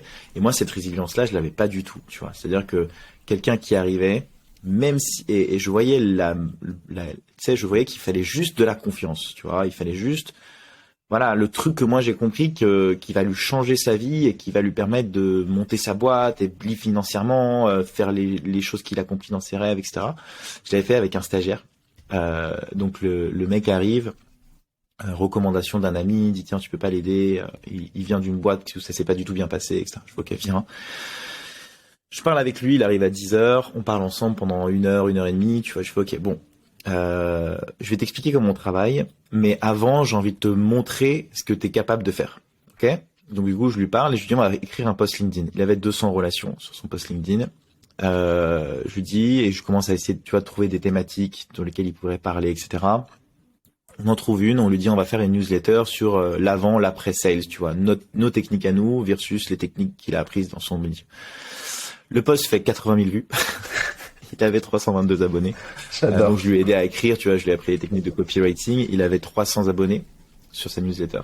En un post LinkedIn, hein. Donc il est venu avec nous 3 heures, 300 abonnés, donc 300 leads potentiels. Une audience de 500 personnes qui le suivent, 80 000 vues sur son profil. Voilà. Bon, en gros, c'était le début des assets, tu vois. Il était prêt, lancé sur le chemin vers potentiellement quelque chose qui pourrait être énorme chez lui. Il est revenu une fois. le lendemain et il est plus jamais revenu. Et en fait, du coup, je l'appelais, je lui dis qu'est-ce qui se passe, etc. Puis j'ai besoin de temps, je viens de quitter un boulot, j'ai pas envie de reprendre. Et en fait, après, j'ai appris qu'il était embauché dans une autre boîte en tant que salarié. Et cette expérience, elle m'a fait prendre conscience de quelque chose, c'est qu'en fait, il était pas prêt à ce moment-là, tu vois. Il a eu peur. Et justement, le mec m'a dit, ouais, il a eu peur, etc. Et je suis d'accord avec toi. Et maintenant, aujourd'hui, il aurait grave réussi. Mais à ce moment-là, il était pas prêt. Et je pense qu'il y a des gens, malheureusement, quand t'es entrepreneur, quand t'es leader, et c'est ce qu'un entrepreneur hyper successful qui m'a dit, il y a un seul patron. Tu vois. On n'a pas deux, pas trois. T'en as qu'un. Donc, en fait, recruter des entrepreneurs, c'est extrêmement dangereux. Ouais. Des gens ambitieux. Parce que si tu leur éveilles juste le petit truc qu'il faut, ça peut les faire partir. Malheureusement, j'ai l'impression qu'aujourd'hui, les vrais leaders sont les personnes, tu vois, on dit oui, il faut que tu propulses les gens. Mais en fait, ça marche pas, parce que si tu propulses le mec, il va se barrer, tu vois. Donc il faut juste utiliser les compétences de certains, voir les talents qu'ils ont, les révéler peut-être, mais en vrai, ça sert pas du tout ton business à toi, tu vois. C'est horrible ce que je dis. Sauf si tu le transformes en partenaire derrière. Et exactement, que ça devient justement un asset, on va dire, extérieur qui va aussi nourrir et exactement. Il prend des parts de ta boîte. Ouais, ça. Mais il faut que tu sois suffisamment gros, il faut que tu sois suffisamment. Enfin, tu vois, moi, je peux pas donner de parts dans ma boîte parce que du coup, c'est tu vois. Donc, c'est le problème aussi d'avoir. Bien sûr, où je disais, tu vois, que lui monte sa boîte et que ça soit des partenaires après financiers sur des apporteurs d'affaires. Enfin, il y a plein de manières de collaborer, tu vois. Mais c'est pas en général. C'est pas ce que je te dis sur le mindset français, c'est que ils vont jamais dire que moi j'ai des influenceurs que tu connais sur LinkedIn que j'ai formés, coachés pendant des heures, avec qui je voulais faire des partenariats et tout. Ils ont jamais dit que c'était moi qui étais à l'initiative du truc, tu vois. Et je les ai connus, ils avaient peur, ils savaient pas ce que c'était LinkedIn. Je les ai aidés à écrire leur premier post LinkedIn, etc. Et en fait, j'ai jamais eu un seul message en disant merci frérot, c'est grâce à toi que j'en suis là, tu vois. Grâce à moi, non, pas du tout, mais au moins je les ai lancés, tu vois. J'ai remis l'impulsion, comme je disais, je les ai amenés sur orbite, quoi. Alors que moi j'ai galéré pendant 8 mois, 9 mois à vraiment être dans le chaos total. Eux, je leur ai dit voilà, tu prends un chemin A, tu vas au chemin B et ensuite tu iras plus loin, tu vois. C'est vraiment ça, quoi. Genre moi j'ai semé le chaos, ils ont pas eu besoin de le faire. Mais bon, après c'est un peu dangereux pour eux parce qu'ils restent un peu dans leur zone de confort. Si demain ils sortent de leur business, tu vois, il y a peut-être des choses qu'ils n'ont pas forcément conscience. Donc non, voilà, en tout cas pour moi le leadership, c'est un peu bullshit, c'est un peu horrible ce que je dis, hein. Moi je sais pas du tout si j'ai raison ou si j'ai tort parce que du coup j'ai pas encore testé le truc, mais dans la prochaine expérience je vais essayer bien entendu de faire en sorte que la personne soit la meilleure possible avec moi. Mais le côté, tu vois, ça s'est vu aussi avec Nina Ramen sur Germinal. Au final, Nina, moi quand je l'ai rencontrée, elle était pas encore chez Germinal. Je lui dis mais putain, t'as grave des compétences de ouf, pourquoi tu te lances pas, tu vois. Et en fait Germinal lui a donné l'impulsion et la confiance pour se lancer. Au final, elle fait son business grave bien toute seule, elle est hyper forte dans ce qu'elle fait. Et voilà, donc malheureusement, des gens, de recruter des entrepreneurs, la plupart du temps, tu crées des machines de guerre, tu vois, et c'est très bien. Mais derrière, ça sert plus ton business. Tu vois. En tout cas, Germinal, ce que fait Nina maintenant, ça sert plus le business de Germinal, tu vois. Clairement. Donc voilà. Énorme. Écoute, on a bien avancé. Je te propose qu'on passe sur un thème un peu différent. Du coup, tu nous as parlé que tu faisais énormément de choses. C'est plutôt sur la partie comment tu t'organises pour faire tout ça. Donc, les outils, on t'a parlé de morning routine, t'as parlé de comment Kevin Dufresne il s'organise pour faire tout ce qu'il fait aujourd'hui, quoi. Tu vas rigoler, mais je suis le mec le moins organisé. Yes. Mais je suis fondamentalement la personne qui a le plus de temps dans une journée. On pense souvent que ma journée elle est remplie de plein de trucs que je dois faire, mais en fait non. J'ai beaucoup de calls, donc c'est vraiment le truc qui me prend le plus de temps, c'est chronophage, ça me saoule. Mais je pense que pour le soloprenariat en tout cas, il faut que tu réfléchisses à des modèles dans lesquels tu arrives à avoir du temps pour toi. C'est-à-dire où tu vois, moi, tous les assets, c'est genre, au début, j'étais en énorme impulsion. C'est ce que je te disais, je mettais énormément d'impulsion. Là, j'ai un peu ralenti, tu vois. Donc, je suis un peu sur orbite. Donc là, mon business tourne un peu tout seul. Et l'organisation, c'est c'est de la routine, en fait. Tu vois, c'est le matin, je me réveille. La première chose que je fais, c'est un post LinkedIn. Là, je suis en train de faire 2 posts LinkedIn. Grâce à Ruben, il m'a chauffé pour le faire, donc on va voir, tu vois, vraiment intensifier le truc. Essayer d'au maximum dépasser mes barrières mentales, tu vois, l'introspection. Par exemple, quand je me suis dit, ok, ça fait 2 mois que j'ai pas posté, pourquoi? Parce que finalement, c'est très psychologique en fait. C'est plus psychologique qu'organisationnel pour moi. En vrai, la personne qui arrive vraiment à processer ces trucs, tu vois, c'est du Théo Lyon. Théo Lyon, lui, c'est une machine de guerre, mais il a des studios, il a des équipes. Moi, c'est pas vraiment le truc que je veux aujourd'hui. Donc, quand t'es tout seul, c'est vraiment ça, c'est de te dire qu'est-ce qui m'empêche de faire les choses que j'ai envie de faire et comment est-ce que je peux les dépasser. C'est extrêmement important de se poser ces questions-là. Sinon, tu procrastines pendant vraiment trop de temps. Donc, c'est des rituels, des habitudes, des remises en question constantes, essayer d'être dans son tunnel, tu vois, ne jamais se comparer à ce que font les autres, tu vois. Si je me comparais à un Théo Lyon ou à n'importe qui d'autre, tu te dirais putain, en fait, je suis qu'une merde. Mais bon, on n'est pas dans le même marché, on n'a pas les mêmes moyens, on n'a pas les mêmes ambitions, on fait pas la même chose. Je suis hyper admiratif de ce qu'il a réussi à faire, mais c'est pas forcément la vie que je veux, tu vois. Moi, j'ai pas envie d'avoir une équipe. Je sais qu'il a envie de revendre Kudak plus tard. Enfin, en tout cas, je soupçonne qu'il a envie de le vendre plus tard. Mais en tout cas, moi, c'est pas mon objectif actuellement. Mon objectif actuellement, c'est d'avancer dans mon tunnel, créer mes assets, et être surtout libre de ce que je veux faire. Tu vois, libre de mon temps, libre de créer, etc. Donc, principalement, mon organisation, elle est assez chaotique à ce niveau-là, mais j'ai réussi à mindfucker mon cerveau pour être. Tu vois, quand je me mets en mode taf, je suis vraiment en mode machine, quoi. Je ne lâche rien. Et de toute façon, je suis convaincu d'une chose, c'est que l'entrepreneuriat, c'est beaucoup plus de travail qu'on le pense. La chose qui est compliquée aujourd'hui, dont je me rends compte, c'est que finalement, moi, j'ai beaucoup de temps dans ma journée. Et en fait, en ayant du temps, je me rends compte que le temps, quand tu sais pas quoi en faire, tu te fais chier, tu vois. Donc, je préfère passer mon temps à essayer de faire des vidéos, essayer de trouver des idées de business pour à monter et à lancer d'autres trucs. Une fois que t'es sur orbite, t'as plus besoin de, tu vois, genre tu juste t'y vas quoi et tu fais tes trucs. Donc ouais, c'est un peu surprenant ce que je dis, hein, mais même si les gens, tu vois, pensent que je suis en mode je dors pas de la nuit et je fais des trucs de dingue. En vrai, je bosse vraiment normalement. Même des moments où j'ai pas envie de bosser, je bosse pas. Enfin, sur ce truc-là, c'est un style de vie que j'ai décidé de mener parce que j'ai pas entrepris pour. J'ai surtout entrepris pour avoir du temps pour moi, pour voyager, pour faire les choses que j'ai envie de faire. Et il y a une phrase que j'aime beaucoup, en fait, il faut que ton business soit au service de ta vie et pas l'inverse. J'interromps cet épisode 5 secondes, j'espère que tu es en train de passer un bon moment. Si c'est le cas, n'oublie pas de mettre 5 étoiles sur Apple Podcast ou la plateforme de ton choix, de liker et commenter cet épisode. Tu as un vrai impact quand tu fais ça et ça m'aide vraiment à démocratiser le multipreneuriat. Je te remercie. Bonne écoute. Et c'est quoi plutôt tes routines? Ouais, bah moi c'est dans mon agenda. Pour le coup, je note tous les trucs. En fait, je sais que tu vois, si mon business fléchit, je sais qu'il faut juste que je fasse du contenu en plus, quoi. Tu vois. Donc c'est assez des calculs mathématiques. Je suis quelqu'un aussi qui a donc tout est dans mon agenda. Je me réveille le matin, c'est la première chose que je fais. Création contenu. Donc dans mon lit, avant quand je faisais les vidéos, je montais mes vidéos TikTok. Du coup, ça se propageait automatiquement sur toutes les autres plateformes.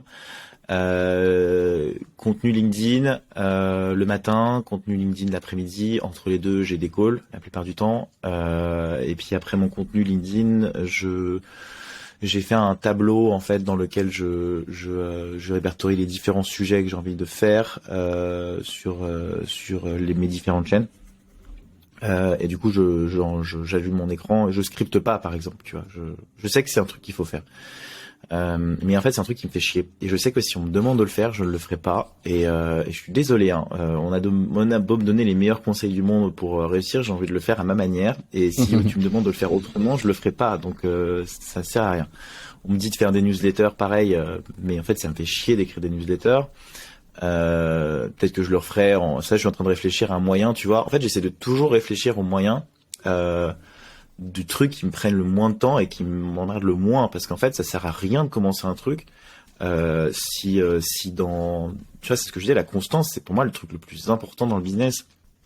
Et donc, si je commence un truc et que je sais que avant de le commencer, ça me fait chier, tu vois, avant de commencer, je sais que ça va me faire chier d'envoyer les vidéos à mon truc, à mon monteur, d'attendre qu'il me réponde, d'attendre que lui demander s'il a fini, parce que j'ai ma newsletter qui part à ce moment-là.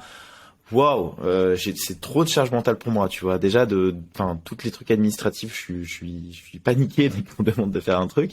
Donc si en plus dans mon business, je viens de m'imposer des trucs comme ça, ça marche pas. Après, je suis une personnalité qui est comme ça. Je suis une personnalité qui est très créative. Par exemple, même et c'est pour ça que c'était difficile aussi de bosser dans des boîtes. Moi, je fous le bordel partout où je passe. Et en fait, c'est un bordel qui fonctionne bien. Et je pense qu'il y a des personnalités comme ça. On a toujours dit que j'étais un organisé bordélique. J'oublie jamais rien. Je sais toujours ce que je dois faire. Je travaille énormément sur ma mémoire. Dès que j'ai une idée, je la note, bien sûr. Tu vois, sur la création de contenu, etc. Le truc qui me donne le plus d'inspiration tous les jours. Tu vois, en vrai, tu dévalorises les gens qui me disent oui, tu fais des calls et tu perds du temps. Mais en fait, non. C'est là où j'arrive à trouver les meilleurs exemples pour expliquer ce que je fais, tu vois. C'est un entraînement de tous les jours. Ça fait des heures que j'essaie d'expliquer le gros hacking. Ça fait des heures que j'essaie d'expliquer, tu vois, le truc du propulsement, de la propulser une fusée. Que l'image, elle est trop cool. Elle est incroyable. Elle est incroyable. Et tu vois, ça, je l'ai trouvé, en fait, et juste en parlant, en parlant avec un client, j'ai sorti ça, et c'est arrivé plein de fois, même sur la définition du growth hacking, sur les valeurs, sur pourquoi je le faisais. En fait, c'est un entraînement de tous les jours. Et en fait, à force de le répéter, tu deviens bon, tu deviens de mieux en mieux. Les gros créateurs ont mis des années à vraiment trouver leur positionnement réel, donc quoi ils arrivaient à vulgariser, quoi. Moi, je vulgarise un métier qui est pas non plus très connu encore aujourd'hui, enfin même s'il est de plus en plus connu dans l'écosystème startup, mais il devient de plus en plus. Je défends une idée qui, tu vois, j'ai inventé un mot sales hacking. Toi, pareil, tu défends le multiprenariat. Il faut que tu arrives à trouver des mots simples, expliquer pourquoi il faut être multipreneur, parce qu'il y a plein de gens qui ont des idées reçues sur le fait du focus, tu vois, par exemple. Encore une fois, c'est très compliqué. En termes de création de contenu aussi, et je parle de création de contenu parce que c'est de l'asset que vous devez forcément faire dans le multiprenariat, mais sur mon organisation à moi ce que j'essaie de le plus faire, c'est de passer mes journées à avoir des intrants tout le temps, tu vois, genre les calls commerciaux, mes potes qui m'envoient des messages en me disant putain, t'as partagé un outil, en fait je comprends ce que tu fais, viens on fait un call, tu vois. Tiens, j'ai un client qui peut, tu vois, et en fait c'est là j'ai repéré, ok, c'est les outils qui leur permettent de comprendre mon métier, donc c'est un contenu que je vais faire, tu vois. Et en fait, l'inspiration, ce que je dis, elle vient vraiment de partout, quoi. Et moi, la grosse partie de mon organisation, elle vient de ma créativité. Donc, j'ai des petits rituels le matin, mais la majorité du temps, j'essaie de... C'est quoi ces rituels, si c'est vraiment concrètement pour entrer dedans? Si c'est pas trop personnel, les rituels, les rituels, c'est toujours... déjà, si j'ai une journée par exemple où ça me saoule, tu vois, par exemple hier à 15h j'avais fait plein de calls et tout, j'étais fatigué, et en fait je me mets toujours en question, est-ce que je suis vraiment motivé pour bosser ou pas, tu vois. En vrai ça sert à rien que je reste devant mon ordinateur à rien faire, et ça c'est vraiment la force de l'entrepreneuriat, c'est de se passer du temps pour reposer son cerveau, quoi. C'est un truc con, mais tu vois, par exemple je m'impose une marche d'1 heure dehors tous les jours, je pense à rien, j'écoute de la musique, je me balade. Quand un pote m'appelle pour faire un truc et que j'ai pas envie de bosser, je bosse par envie, tu vois. Je bosse pas par imposition ou par process ou par quoi que ce soit.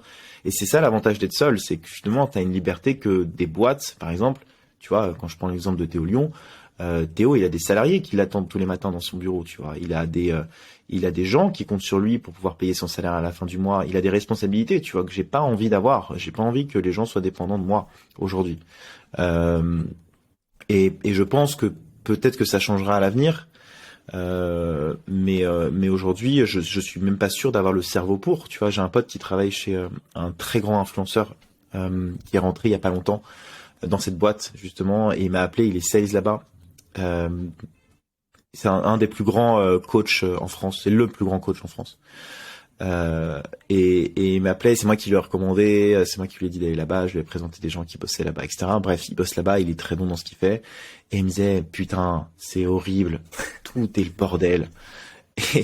Et en fait, et tu vois, c'est ce que je disais tout à l'heure, c'est qu'en fait, t'as l'impression que les boîtes, elles tournent de dingue, qu'il y a des process de ouf, Mais en fait, c'est toujours le bordel. T'as pas le choix, ça fait partie du jeu. Il y a les entrepreneurs qui sont pas bordéliques, voilà, c'est des machines, et je pense que c'est des personnes qui sont très bien entourées. Tu vois, moi, si j'ai un cofondateur qui met des process dans ma boîte, je suis sûr qu'on fait x10. Je suis sûr, tu vois. Mais en revanche, je sais que j'aurais beaucoup de mal à bosser comme ça. Et il me disait ouais, je dois tout recadrer, tout restructurer. Il y a des vidéos, bah tu vois, qui sont pas sorties depuis 1 an, qui sont incroyables, qui sont dans le portfolio. J'ai regardé les témoignages. Ils communiquent pas du tout sur les témoignages. Il y a aucune stratégie. Ils font tout le truc au jour le jour. Enfin, c'est horrible. Du coup, je suis en train de mettre des process, etc. Je dis bah en fait là, c'est le moment où il faut que tu apprennes à travailler dans le chaos, parce que je pense que tu vois, j'aime bien ce terme, le chaos, parce que je pense qu'il y a beaucoup de moments où, tu sais, on essaie de te montrer qu'en fait, la vie, il y a rien de mal qui va se passer si tu suis les règles, entre guillemets. Tu vois, si tu te réveilles le matin et que tu te couches le soir et que entre les deux, t'es allé travailler, normalement, tout se passera très bien, tu vois. Sauf qu'en fait, c'est jamais la vérité, tu vois. Il se passe toujours des trucs dans ta vie perso, dans ta vie pro, des collègues qui te font chier. C'est jamais aussi simple que ça. Donc du coup, moi, sur l'organisation, j'ai juste des rituels psychologiques sur ce que je fais. Toutes les semaines, je me pose la question sur ce que je fais, ce que je suis, quelles sont les valeurs que j'ai envie de faire, est-ce que je suis toujours motivé pour le faire. Et si je suis pas motivé, je m'écoute. Je suis parti en Égypte pendant 1 semaine, c'est parce que j'en pouvais plus, tu vois. Vraiment, j'étais pas du tout motivé. J'ai fermé mon ordinateur, j'ai pris mes billets, je suis parti. Là, j'ai envie de partir aux US, tu vois, j'ai envie de visiter un petit peu les États-Unis. Bah, ok, je vais prendre mon billet demain ou dans le week-end parce que j'ai envie d'aller là-bas, j'ai envie d'aller explorer un peu j'ai envie de rencontrer des gens, tu vois. Et c'est ça, tu vois, qui moi me rend heureux. C'est comme ça que je me sens bien. Et c'est comme ça que j'arrive à avoir une charge de travail qui est très importante quand je me remets au boulot, tu vois. C'est pas besoin de bosser sur contrairement au contenu, t'as pas besoin de bosser sur la longueur, t'as besoin de bosser sur l'intensité. Donc, moi j'ai des potes, tu vois, qui font 100, 300 cas par mois de CA. Ils sont tout seuls, ils ont quelques assistants. Bon, ils ont eu beaucoup de chance, hein,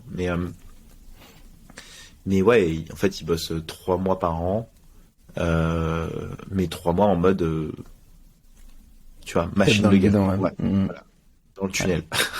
Et c'est ça qui est énorme, tu vois. Je pense que c'est un des 2 points qui est ressorti sur toutes les personnes que j'ai interviewées pour l'instant. Je dis pas que j'en ai interviewé beaucoup, mais quand je demande l'organisation, tous ils me répondent en fait, je fonctionne à l'énergie.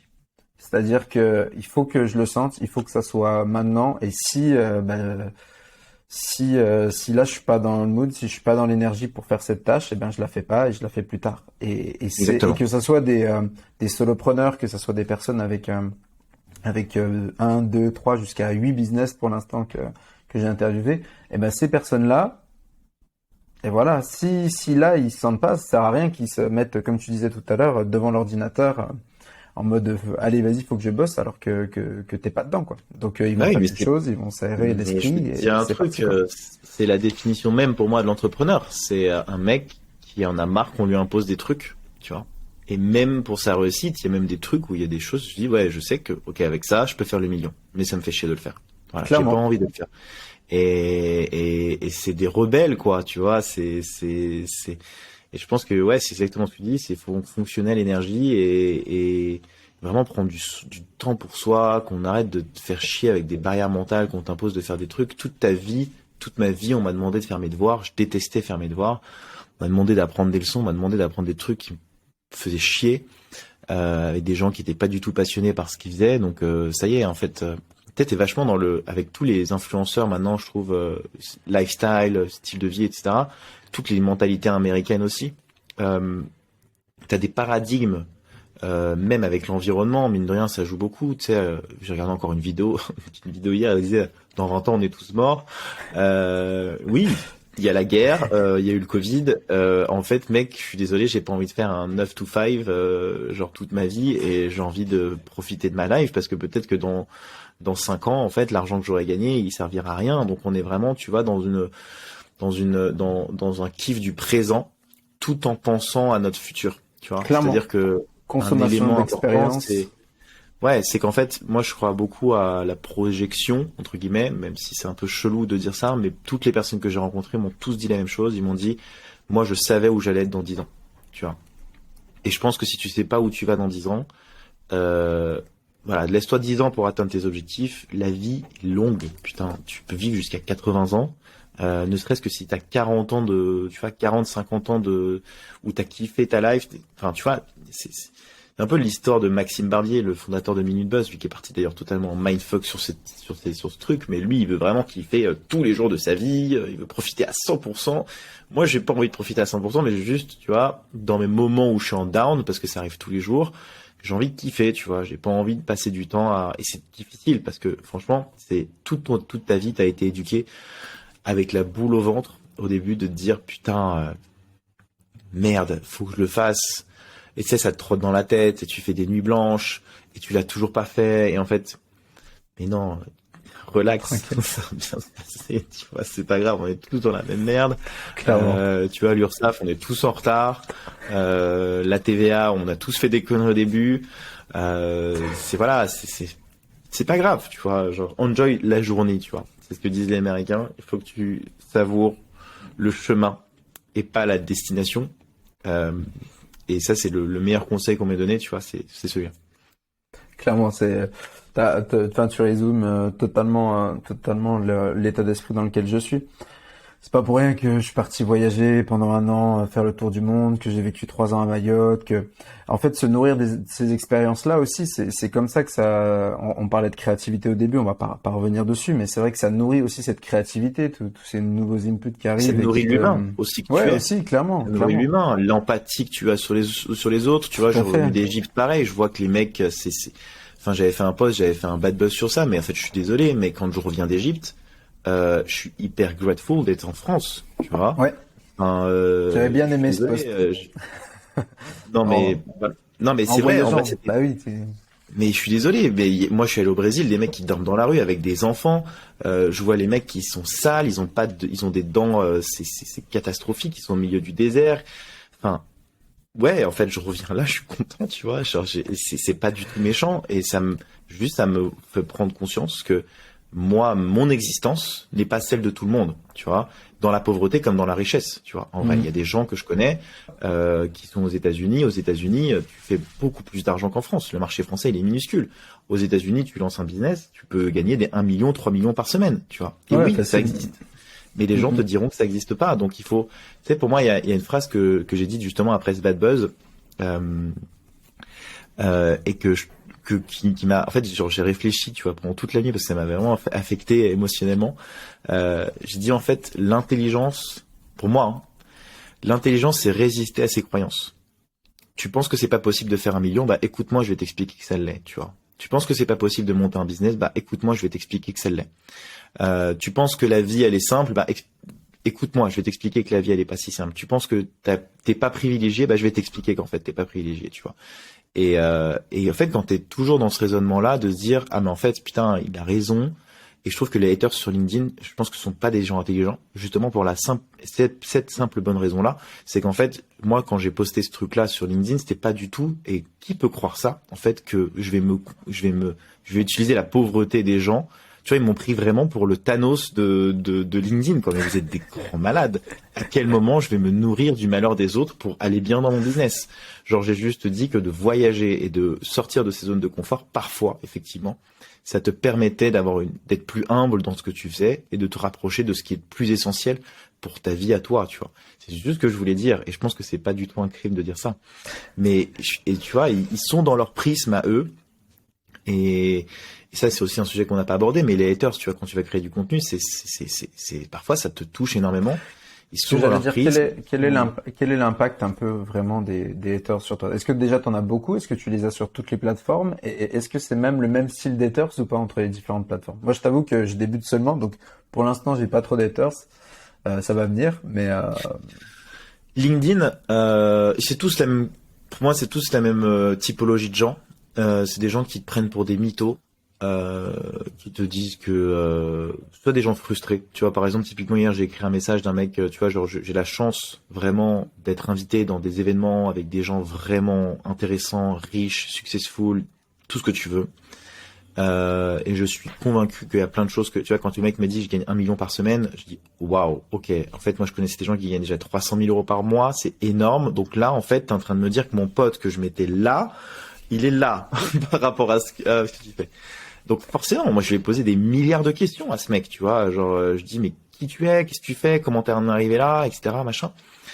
Et il y a des gens qui vont, tu vois, qui vont entendre, et c'est les haters, pour moi c'est comme ça que je les vois, que s'ils avaient été à ma place, le mec lui avait dit je fais 1 million par semaine, il fait ah ok. Et dans leur tête c'est un pas mytho. possible menteur, ouais, Voilà. c'est ça. Mais je pense que c'est une dynamique très différente, et tu l'as un peu abordé tout à l'heure, entre l'entrepreneur, le mindset entrepreneurial et autres, qui est de justement, tu te dis, mais oui, ok, super, cette personne a cet achievement, comment je fais pour l'atteindre en fait? Comment il a fait? Et ça m'intéresse et j'ai envie d'apprendre. Alors que l'autre, il va se mettre en défense parce que ça rentre pas dans ses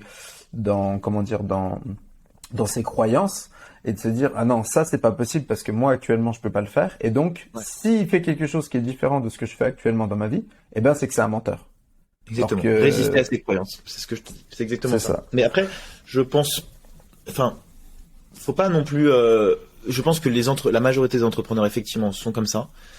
Mais je pense aussi il y a beaucoup de gens salariés, genre qui sont, tu vois, qui ont cet état d'esprit-là, et qui s'intéressent de dingue. Et tu vois, quand tu les mets dans une boîte, c'est souvent, c'est des hauts potentiels intellectuels pour moi. C'est un peu ça, tu vois, c'est des éponges. J'ai bossé avec des gens comme ça et ça se voit tout de suite. Et d'ailleurs, je voulais faire un post dessus parce que je trouve que c'est important de savoir que tu bosses avec des gens comme ça. C'est un peu dangereux aussi, hein. C'est ce que je te disais, c'est que forcément les influenceurs que tu connais sont des hauts potentiels, hein, ça c'est évident. Mais effectivement, tu vois, je remarque, tu sais, quand j'avais parlé avec une nana par exemple qui était dans la biotech à un moment, elle allait dans l'immobilier et elle me donnait tu vois, et tout le monde se foutait un peu de sa gueule parce que c'était la meilleure en 2 semaines, tu vois. Et en fait, c'est genre, j'ai parlé de mon métier, le gros hacking, à tous ses potes, tous ses collaborateurs, et c'est la seule, avant que je sache que c'était la meilleure, c'était la seule qui m'a posé la question, c'est quoi ta chaîne YouTube? Comment t'en es arrivé là? Qu'est-ce que tu fais dans la vie? C'est quoi tes techniques? Comment tu peux m'aider? Tu vois. C'est la seule qui m'a posé ces trucs-là. Et dès que je lui disais un truc, elle dit, ok, donc je résume, c'est ça. Et tu vois, elle me résumait parfaitement tout ce que je lui disais. Je dis, toi, tu dois être très fort dans ce que tu fais. Et elle m'a dit, je suis la meilleure. Et tout le monde a commencé à dire, ouais, elle fait des trucs de dingue, etc. Et en fait, ça se repère tout de suite. Tu vois, c'est vraiment des éponges. Moi, il y a des moments où je pitchais mes trucs au téléphone et 2 secondes plus tard, je voyais du coup la personne en question qui répétait exactement les mots que je disais, tu vois. Et d'ailleurs, c'est bizarre parce que tu te dis, putain, en fait, ils copient ce qu'il y a de meilleur et ils arrivent à faire un tri intellectuel qui est bien intéressant. Et donc, ouais, je pense que les hauts potentiels sont comme ça. Malheureusement, l'école ne te met pas trop dans ces conditions-là. Et je pense que, tu vois, moi, j'étais pas bon du tout. Enfin, j'étais moyen, très moyen à l'école. Et d'ailleurs, je sais même pas si je suis en haut potentiel, hein, mais je sais que c'est pas du tout l'environnement qui est fait pour les personnes comme ça, tu vois. Donc voilà, en tout cas, ouais, l'énergie. Mais je voulais pas, mais tu vois, c'est vrai que je voulais pas forcément distinguer salarié et entrepreneuriat. Je te prends l'exemple tout bête de ma compagne qui est elle dans le social. Elle travaille que dans des associations. Ben en fait, en 1 an, elle a multiplié l'équipe par 2, elle a multiplié le CA par 2, et pourtant elle est salariée et elle le business l'intéresse pas du tout. Mais il y a ce côté, comme tu dis, d'aller chercher, ok, qu'est-ce qui marche, comment ça marche, et comment le faire fonctionner. Et d'ailleurs, c'est une question que je voulais te poser, parce qu'on parle beaucoup moi, c'est un sujet qui m'intéresse vraiment dans le multipreneuriat, c'est un peu aussi cette gestion vie privée, vie perso, que je sépare en fait en 3 temps. Je parle de vie perso, vie familiale et vie professionnelle. Ce que j'appelle vie familiale, c'est vraiment tous les moments de partage que tu as, que ce soit avec une compagne, un compagnon ou même des amis, ou tu vois, avec les autres. Et le moment personnel, c'est plus les moments où tu te retrouves avec toi. Tu parlais de ta marche personnelle, ça peut être du sport, de la musique, de la lecture. Comment tu gères un peu ces 3 temps? Et est-ce que tu vois déjà ces 3 temps, toi?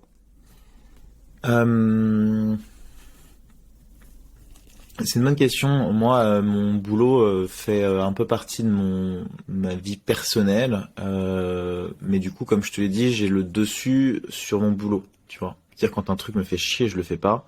même quand il y a un client, même si c'est 5 000, 10 000 euros, m'en fous, en fait. Vraiment, l'argent n'a pas, tu vois, je suis pas un requin et j'ai pas envie je m'en fous. Si un truc qui me fait chier, je le fais pas. Donc, forcément, ma vie personnelle est largement au-dessus que ma vie perso. La vie familiale, en fait, le problème avec ma personnalité à moi, c'est que je suis quelqu'un qui est énorme, je suis en paradigme avec la génération d'avant parce que faire de l'argent tout seul comme j'en fais sur Internet, ça parle pas du tout à mes parents, ça parlait pas du tout à mes frères, ils ont pas du tout compris quand je les ai appelés et que je leur ai dit voilà, je vais commencer à voyager autour du monde et essayer de rencontrer des gens, me cultiver, vivre au milieu de la mer, tu vois, etc. Ils comprenaient pas, ils disaient mais enfin ta vie elle est à Paris, mais ma vie moi elle est pas à Paris. Paris, je trouve que c'est hyper anxiogène comme ville. Tout le monde bouge partout. Il y a des grèves en ce moment en plus, c'est un calvaire. J'étais dans le métro hier, tu vois les gens en costume qui tirent une tête, qui tirent une tête totalement déterrée. Les gens que tu rencontres sont pas non plus très inspirants. Franchement, je suis désolé de le dire, mais la majorité des gens inspirants sont déjà à la retraite. Enfin, je sais pas, il y a pas beaucoup de gens en tout cas qui sont restés à Paris, qui m'inspirent. Tu vois, vraiment, il y a beaucoup d'entrepreneurs que j'adore qui sont partis à l'étranger, notamment au Portugal, donc à Lisbonne, c'est la raison pour laquelle je vais y aller.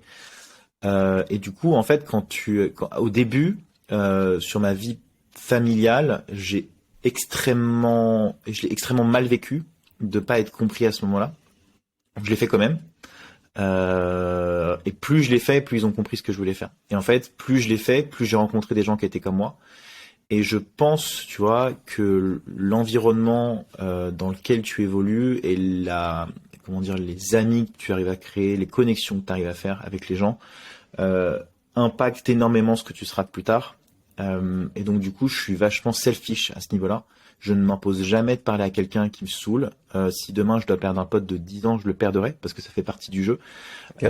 C'est juste qu'on n'a plus les mêmes valeurs, on n'a plus les mêmes. Enfin, pour moi, l'amitié ou le temps sont totalement décorrélés de mon existence à moi. Tu vois, si quelqu'un n'est pas dans mes valeurs, tu vois, si quelqu'un me reproche de voyager et qui me dit bah en fait si tu continues à voyager, on sera plus jamais amis. Bah, ok, on n'est plus amis. Et puis, c'est pas grave, tu vois. C'est juste que, encore une fois, l'amour, pour moi, c'est juste de faire en sorte que la personne soit heureuse. Donc, si elle accepte pas la manière que j'ai de vivre ami et d'être heureux, bah, on passe à autre chose et puis c'est pas grave, tu vois.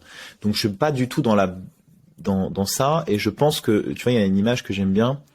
C'est que si tu fais pousser un arbre, dans un pot, l'arbre sera minuscule. En revanche, si tu le fais pousser dans une forêt, il sera gigantesque, il pourra atteindre les nuages, tu vois. S'il voit qu'il y a un arbre qui a réussi à les atteindre. En fait, c'est juste toi, où est-ce que tu vas te planter, en gros, dans la forêt. Clairement. Est-ce que tu restes juste dans ton petit pot, donc tu vois, dans ta vie de Paris, dans ta vie et c'est très bien, franchement, encore une fois, moi je critique pas du tout. Si t'es heureux comme ça dans ton pot, fine. Franchement, go. Et il y a des personnalités, pour moi, tu vois, des personnalités un peu, même dans les gènes, pour moi, de personnes d'Australopithèques qui regardaient l'océan et qui voulaient aller de l'autre côté, et d'autres qui avaient peur et qui restaient derrière et qui avaient peur juste de se mouiller, tu vois. Donc en fait, pour moi, c'est même dans les gènes, tu vois, de gens qui ont putain dû les couilles de prendre un bateau et d'aller voir ce qui se passait de l'autre côté. Les premiers qui ont fait ça, on n'y pense pas, mais en vrai, franchement, c'est intéressant. Et je pense qu'il faut accepter, je pense qu'il faut tout pour faire un monde, et je pense pas que je sois plus heureux que les personnes qui sont dans leur confort aujourd'hui. Je pense que c'est une manière différente d'évoluer personnellement, mais c'est très enrichissant. Voilà comment je gère un peu la vie perso et pro. Ça marche. Écoute, ça va faire bientôt 2 heures qu'on est ensemble. Moi, je peux continuer encore 5 heures comme ça, il n'y a pas de souci. Mais bon, je pense que tu as peut-être d'autres choses à faire derrière, donc je te propose qu'on passe le chaos. Est-ce que tu as encore un peu de temps juste pour qu'on peut 2-3 questions pour finir. T'inquiète. Juste pour une dernière goutte d'eau parce que là. Vas-y, carrément. Écoute, on va partir sur là un peu plus léger quand même, mais enfin léger. On va voir. C'était léger déjà. C'était léger, oui, c'était tranquille. Écoute, si on pouvait se rappeler de toi pour une seule chose, ça serait quoi?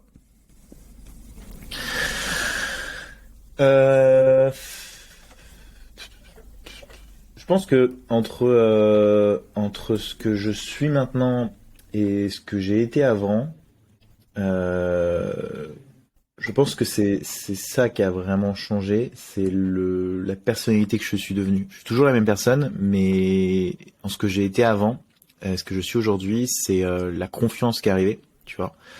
Euh, et je sais qu'il y a des amis, tu vois, qui sont choqués par l'avant et l'après, même s'ils savaient qu'au fond j'étais toujours un peu comme ça, mais ils sont vraiment choqués par voir la progression qu'il est possible de faire humainement et même professionnellement et personnellement, parce que je pense que j'étais quelqu'un de fondamentalement très endormi.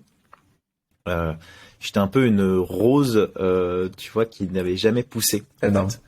Euh, et tu vois, je suis toujours dit que, tu sais, en fait, ça c'est une phrase que j'avais vue que j'aime bien. Je prends l'exemple de la rose, c'est que au moment tu te dis, est-ce que c'est la rose qui pousse pas, est-ce que c'est de sa faute ou est-ce que c'est parce qu'il y a pas de soleil, parce qu'il y a pas d'eau, qu'il y a pas de, tu vois, il y a pas tous ces trucs qui se passent dans la vie. Donc en fait, tu peux éclore à n'importe quel moment. C'est pas parce qu'un gamin de 19 ans a réussi à commencer à entreprendre dès le début que tu peux pas le faire plus tard. Et je pense que c'est pendant quelques années, j'étais très soumis, par exemple, à l'entrepreneuriat et tu vois, j'ai amené beaucoup de valeur dans les boîtes dans lesquelles j'ai bossé, sans forcément m'en rendre compte en fait. Euh, et je sais que tu vois, aujourd'hui, j'ai déjeuné avec un ancien boss à moi. Il me disait, t'es l'une des personnes les plus exceptionnelles que j'ai rencontrées, et il me l'a jamais dit. Tu vois, quand je bossais avec lui, et il a bien fait de pas me le dire parce que au final, j'aurais peut-être pris la confiance, comme je te l'ai dit. Et c'est aussi, tu vois, la raison pour laquelle peut-être les CEO le disent pas, c'est que ils ont Ils savent. pas envie forcément que sa ressource se barre, tu vois, qu'elle prenne trop la confiance. Et ça, c'est un truc que je lui ai un peu reproché, tu vois. Je lui ai dit, en fait, t'aurais peut-être pu m'aider à avoir le déclenchement qu'il me fallait, mais ouais, je pense que, en tout cas, voilà, en tout cas, sur la chose sur laquelle je suis le plus fier aujourd'hui, c'est celle-là. C'est d'avoir, depuis mes 18 ans, je voulais voyager, depuis, mes 20 ans, depuis l'échec de ma dernière expérience entrepreneuriale, je voulais refaire, de l'entrepreneuriat et je procrastinais, ça aurait pu durer des années, en fait, tu vois. Il y a des gens qui procrastinent comme ça jusqu'à leurs 40, 50 ans. Moi, j'ai commencé à reprendre l'entrepreneuriat à 29 ans et je suis pas vraiment fier, je suis plus reconnaissant d'avoir eu le Covid. En fait, c'est le Covid qui m'a vraiment un peu changé à ce niveau-là. Et voilà, c'est peut-être pour ça. De se dire Nickel. qu'être endormi peut arriver, tu vois. Ok. Ok. Est-ce que, enfin justement, tu viens de parler d'échec, ça m'intéresse. Le plus gros échec que tu as eu et justement ce que tu en as appris, c'était quoi?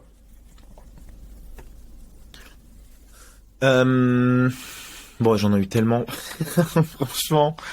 Euh, J'en ai eu tellement. Mais alors Euh, celui qui t'a mis tu vois, un peu le plus abattu, quoi. Lequel vraiment qui t'a fait mal et est-ce que tu peux un peu nous en parler et nous dire surtout ce que t'en as retiré, quoi. euh, je pense que, en fait, c'est difficile de choisir parce qu'ils sont tous à un niveau d'émotion qui est différent, tu vois. Ça, c'est une question que j'ai hâte de savoir ce que vont répondre tes invités parce que, en fait, normalement, quand t'as monté ta boîte, t'as tellement raté des trucs que tu t'es d'une résilience hors du commun. Non, peut-être. Euh, J'ai pas envie de dire scolairement parce qu'en fait j'en ai toujours rien eu à foutre enfin pas rien eu à foutre mais je faisais plus ça pour mes parents donc en vrai j'ai pas vraiment c'est pas un échec puisque j'ai quand même réussi à faire ce que j'avais réussi à faire à la fin. Peut-être l'expérience qui m'a le plus fait de mal, c'est après avoir lancé deux entreprises qui fonctionnaient plutôt bien, en tout cas où j'étais en mode partie du game, tu sais, je t'ai raconté au début des deux boîtes, là, Agence Web et Jailbreak. Bon, c'était des petites boîtes, je gagnais un peu d'argent, mais bon, à l'époque, c'était déjà, je trouve, pas trop mal. Je gagnais 5 à 10 000 euros, bon, 5 à 10 000, ouais. 10 000, ça arrivait pas beaucoup de fois, mais ça arrivait quand même. À 20 ans, c'était ouf. L'échec qui m'a le plus fait de mal, c'est quand j'ai lancé une boîte euh, et que j'avais une idée à la base, c'était d'améliorer l'organisation de voyage entre amis. Et du coup, bah, c'est un échec de dingue. Hein. C'était grosse merde ce que j'ai fait n'importe quoi, j'ai fait toutes les erreurs qu'il fallait, donc je comprends totalement l'état d'esprit des gens qui veulent se mettre dans l'entrepreneuriat. J'ai fait des t-shirts et tout, enfin bref, Je crois que tout le monde m'a dit ça. Tous les interviews, toutes les personnes que j'ai interviewées ont fait des t-shirts. tout le monde a même lancé des marques de fringues. Toujours. Tu verras que la plupart des entrepreneurs ont commencé à lancer des marques de fringues. Ouais, moi j'ai lancé des doudounes à l'époque, donc tu vois, je les avais appelés Mountain. J'étais hyper content de mon, tu sais, plus de frontières entre la montagne et la lune. Enfin bref, j'étais parti dans un délire. Mais en tout cas, après cette expérience-là, d'échec, d'avoir galéré à rassembler des gens, j'ai rencontré des entrepreneurs, cherché un dev, etc. Ça m'a fait beaucoup de mal. De me dire que peut-être qu'en fait j'allais pas avoir la vie que j'allais avoir, tu vois, avec le, et c'est peut-être pour ça que ça m'a endormi, tu vois. En fait j'étais endormi, je parle, dans ma vie, parce que du coup j'étais obligé de travailler en fait pour pouvoir reprendre de l'argent. Je savais qu'un jour j'allais m'y remettre, mais en fait à force de savoir, tu sais jamais quand. Et c'est un peu le problème que j'ai eu, c'est que je suis resté trop longtemps, tu vois, à bosser pour des gens. Donc cet échec-là a pas été négatif, parce que j'ai quand même appris beaucoup de choses dans les années, mais a été très difficile à vivre en termes de confiance, en termes aussi de leadership, parce que du coup j'ai pas réussi à rassembler d'équipe, j'ai pas réussi à monter le projet, et ça m'a pas mis dans l'esprit de revanche, en tout cas ça m'a mis dans l'esprit d'endormissement, de me dire ok, je suis pas fait pour ça, tu vois. Et ça, c'est la pire des choses, en fait, je pense. C'est le pire état d'esprit que tu puisses avoir, de se dire que t'as pas réussi et que du coup, et c'est l'école, en fait, c'est le premier échec entrepreneurial. Donc du coup, j'ai dit, ok, comme j'ai échoué à l'école, j'ai échoué dans le truc et du coup, je suis pas fait pour ça. Et en fait, ça a été tu vois, d'être dans un écosystème. Et ce familier a été la flamme qu'il a fallu réanimer a été grâce à ce family. Pourquoi ? Parce que j'ai vu des gens qui étaient comme moi, en fait. Tu sais, quand tu vas bourrer la gueule avec des mecs qui valent plusieurs millions, quand tu vas parler de business et qu'en fait tu leur apprends des choses, quand tu vas je sais pas, en soirée, quand tu vois qu'ils chinent des meufs, quand tu vois que t'as des trucs personnels, en fait, que des gens sont accessibles et que c'est des humains, tu vois, comme toi et moi. Ça démystifie énormément l'admiration. T'es toujours admiratif de ce qu'ils ont fait, mais ça te donne beaucoup plus confiance en fait de te dire ok, bon, il a réussi. Ça rapproche le côté, ouais, t'as le côté, l'image que tu t'en fais plutôt inaccessible, et en fait tu personnalises aussi cette personne-là et tu te dis ah ben en fait je peux aussi y arriver, je peux aussi le faire. Et ouais, ok, donc toi c'est The Family qui a rallumé. Tu as un gros bédo, tu vois, devant toi, et tu te dis putain, mais mec, tu manages une boîte de 500 personnes et t'es en train de fumer un gros pétard devant moi. En fait, mec, c'est des humains, ils ont une vie derrière aussi, tu vois, ils ont des galères, ils ont des trucs. Et ouais, ça a été, tu vois, le redécollage vers ce que j'avais envie de reprendre, quoi. Énorme. Donc t'as réussi The Family a réussi à allumer la fusée que t'étais, qui a boosté pour te mettre en orbite, quoi. Incroyable. Mais je pense plein de gens, et c'est pour ça que c'était incroyable ce qu'on vivait à l'époque. Et d'ailleurs, il y a la Founders Night qui est en train de faire un petit peu ça. Ouais, elle est en train de reprendre, c'est vrai, effectivement, enfin, en tout cas, d'un point de vue visibilité, moi, j'ai pas eu l'occasion encore d'en faire, mais c'est vrai que d'un point de vue visibilité, c'est incroyable. Tous les influenceurs LinkedIn du moment, ils sont, et il y a des beaux invités, quoi. Il y a des beaux invités. Ouais, et puis même de le voir en vrai, tu vois, en vrai, de voir les gens. Moi, je me rappelle quand j'avais vu Oussama en vrai, j'étais en mode grosse panique, tu vois. Et je sais qu'il y a des gens par là qui viennent me saluer, tu sais, je suis la Founders et tout. Bon, c'est hyper. Bon, en vrai, j'ai pas du tout d'ego. Enfin, ça me fait grave plaisir et tout, mais je sais que c'est important aussi pour eux, tu vois, de juste de te voir en vrai et je sais, tu vois, par rapport à ce que je viens de te dire, je sais que c'est important si j'ai de l'influence sur des gens qu'ils arrivent qu'on se tape des barres, qu'on se bourre la gueule, qu'on fume des clopes et que le lendemain ils disent ah putain en fait ok bon bah en fait on fume des clopes tous les deux quoi. Donc Kevin on Dufresne boit de fume la des bière. clopes et boit des bières, incroyable. Je fume que quand je bois. Je fume vraiment pas beaucoup, mais oui, ça m'arrive. Ça m'est même arrivé aussi de fumer des pétards quand j'étais gamin. Voilà, c'est normal, tu vois. Enfin, qui ne l'a pas fait, quoi. On est des jeunes. On a tous testé nos limites. On a tous fait des conneries. Enfin, tu vois. Donc ouais, moi j'ai bien aimé, tu vois, la franchise de Théo Lyon quand il avait fait ça dans son podcast. Je me suis dit putain, ouais, il a raison parce qu'en fait, bon, il a pas expliqué la raison pour laquelle il l'avait faite, mais je pense que c'est en partie pour ça parce que aussi lui il a fait partie de l'écosystème de famille et tout. Mais ouais, en fait, de rendre des trucs personnels comme ça, c'est cool. Ouais, ça rend accessible. Pour l'instant, je t'avoue pareil, hein, Théo Lyon, Et je l'ai le- jamais rencontré, mais du fait, c'est aussi ce qu'on disait tout au début, le fait de voir partout la personne, t'as presque l'impression que c'est ton pote alors que t'as jamais échangé, et c'est important, comme tu dis, de pouvoir réussir aussi à te connecter avec ces personnes et dans des moments physiques, ouais, ça change tout. D'ailleurs, j'en profite pour te dire que je serai à Lisbonne au Nouvel An, si jamais tu y es Ah, toujours. trop cool. Je fais mon Nouvel An là-bas, donc Trop on se cool. croisera, Ah bah là-bas, avec quoi. plaisir. Si je suis là-bas, je vais essayer de move le plus rapidement possible. Mais ouais, bah je t'introduirai. Tu verras l'écosystème là-bas, il est incroyable. Énorme.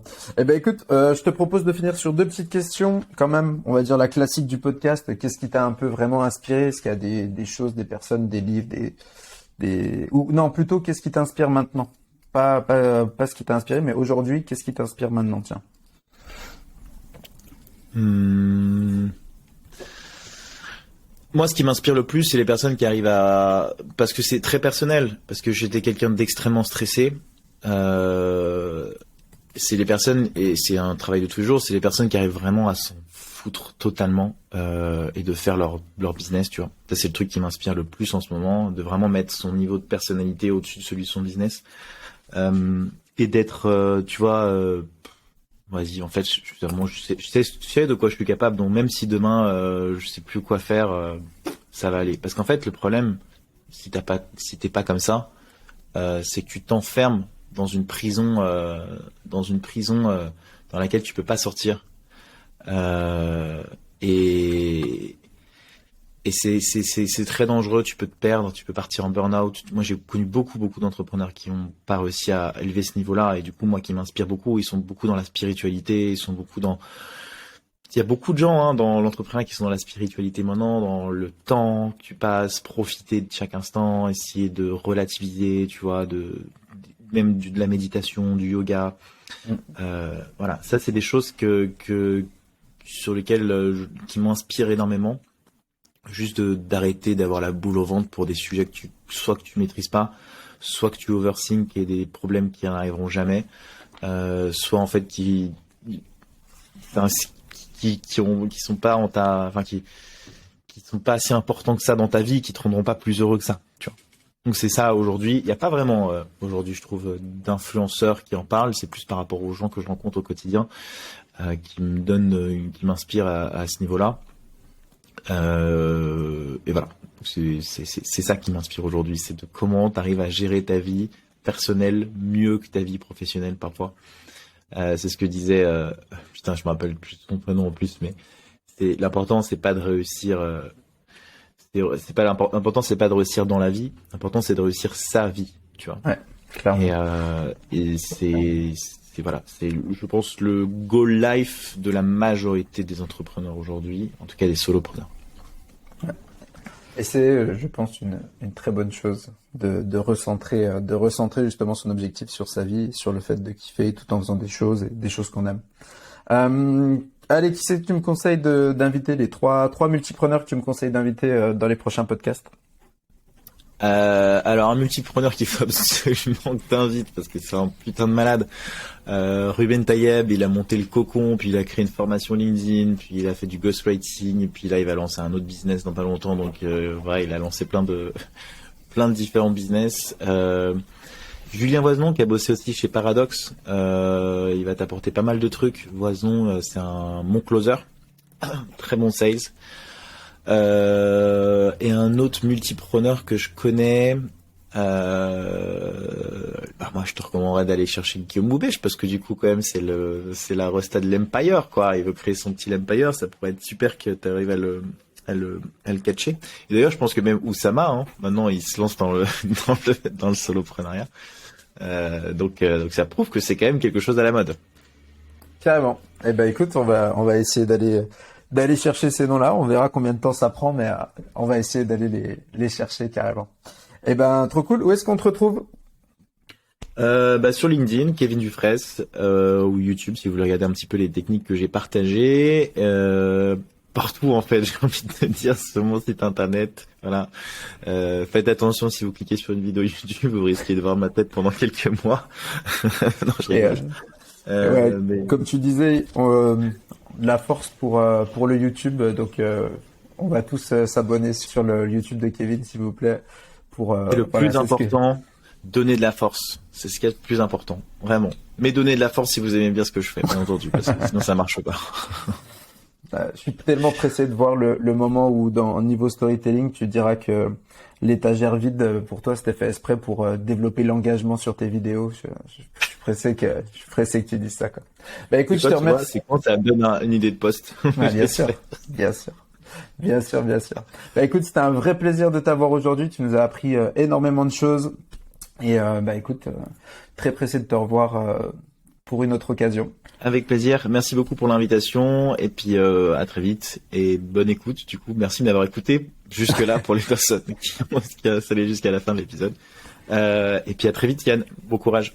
Merci. Pour ton podcast. Ciao. Félicitations, tu es arrivé au bout de cet épisode. S'il t'a plu, n'hésite pas à prendre 15 secondes pour nous laisser 5 étoiles sur Apple Podcast ou la plateforme de ton choix et à partager cet épisode autour de toi. Ça nous aide vraiment à faire connaître ce podcast. En attendant, je te donne rendez-vous sur ma newsletter Multipreneur, le lien est dans la description, où tu découvriras chaque semaine des contenus actionnables pour lancer tes projets, t'organiser tout en profitant de la vie.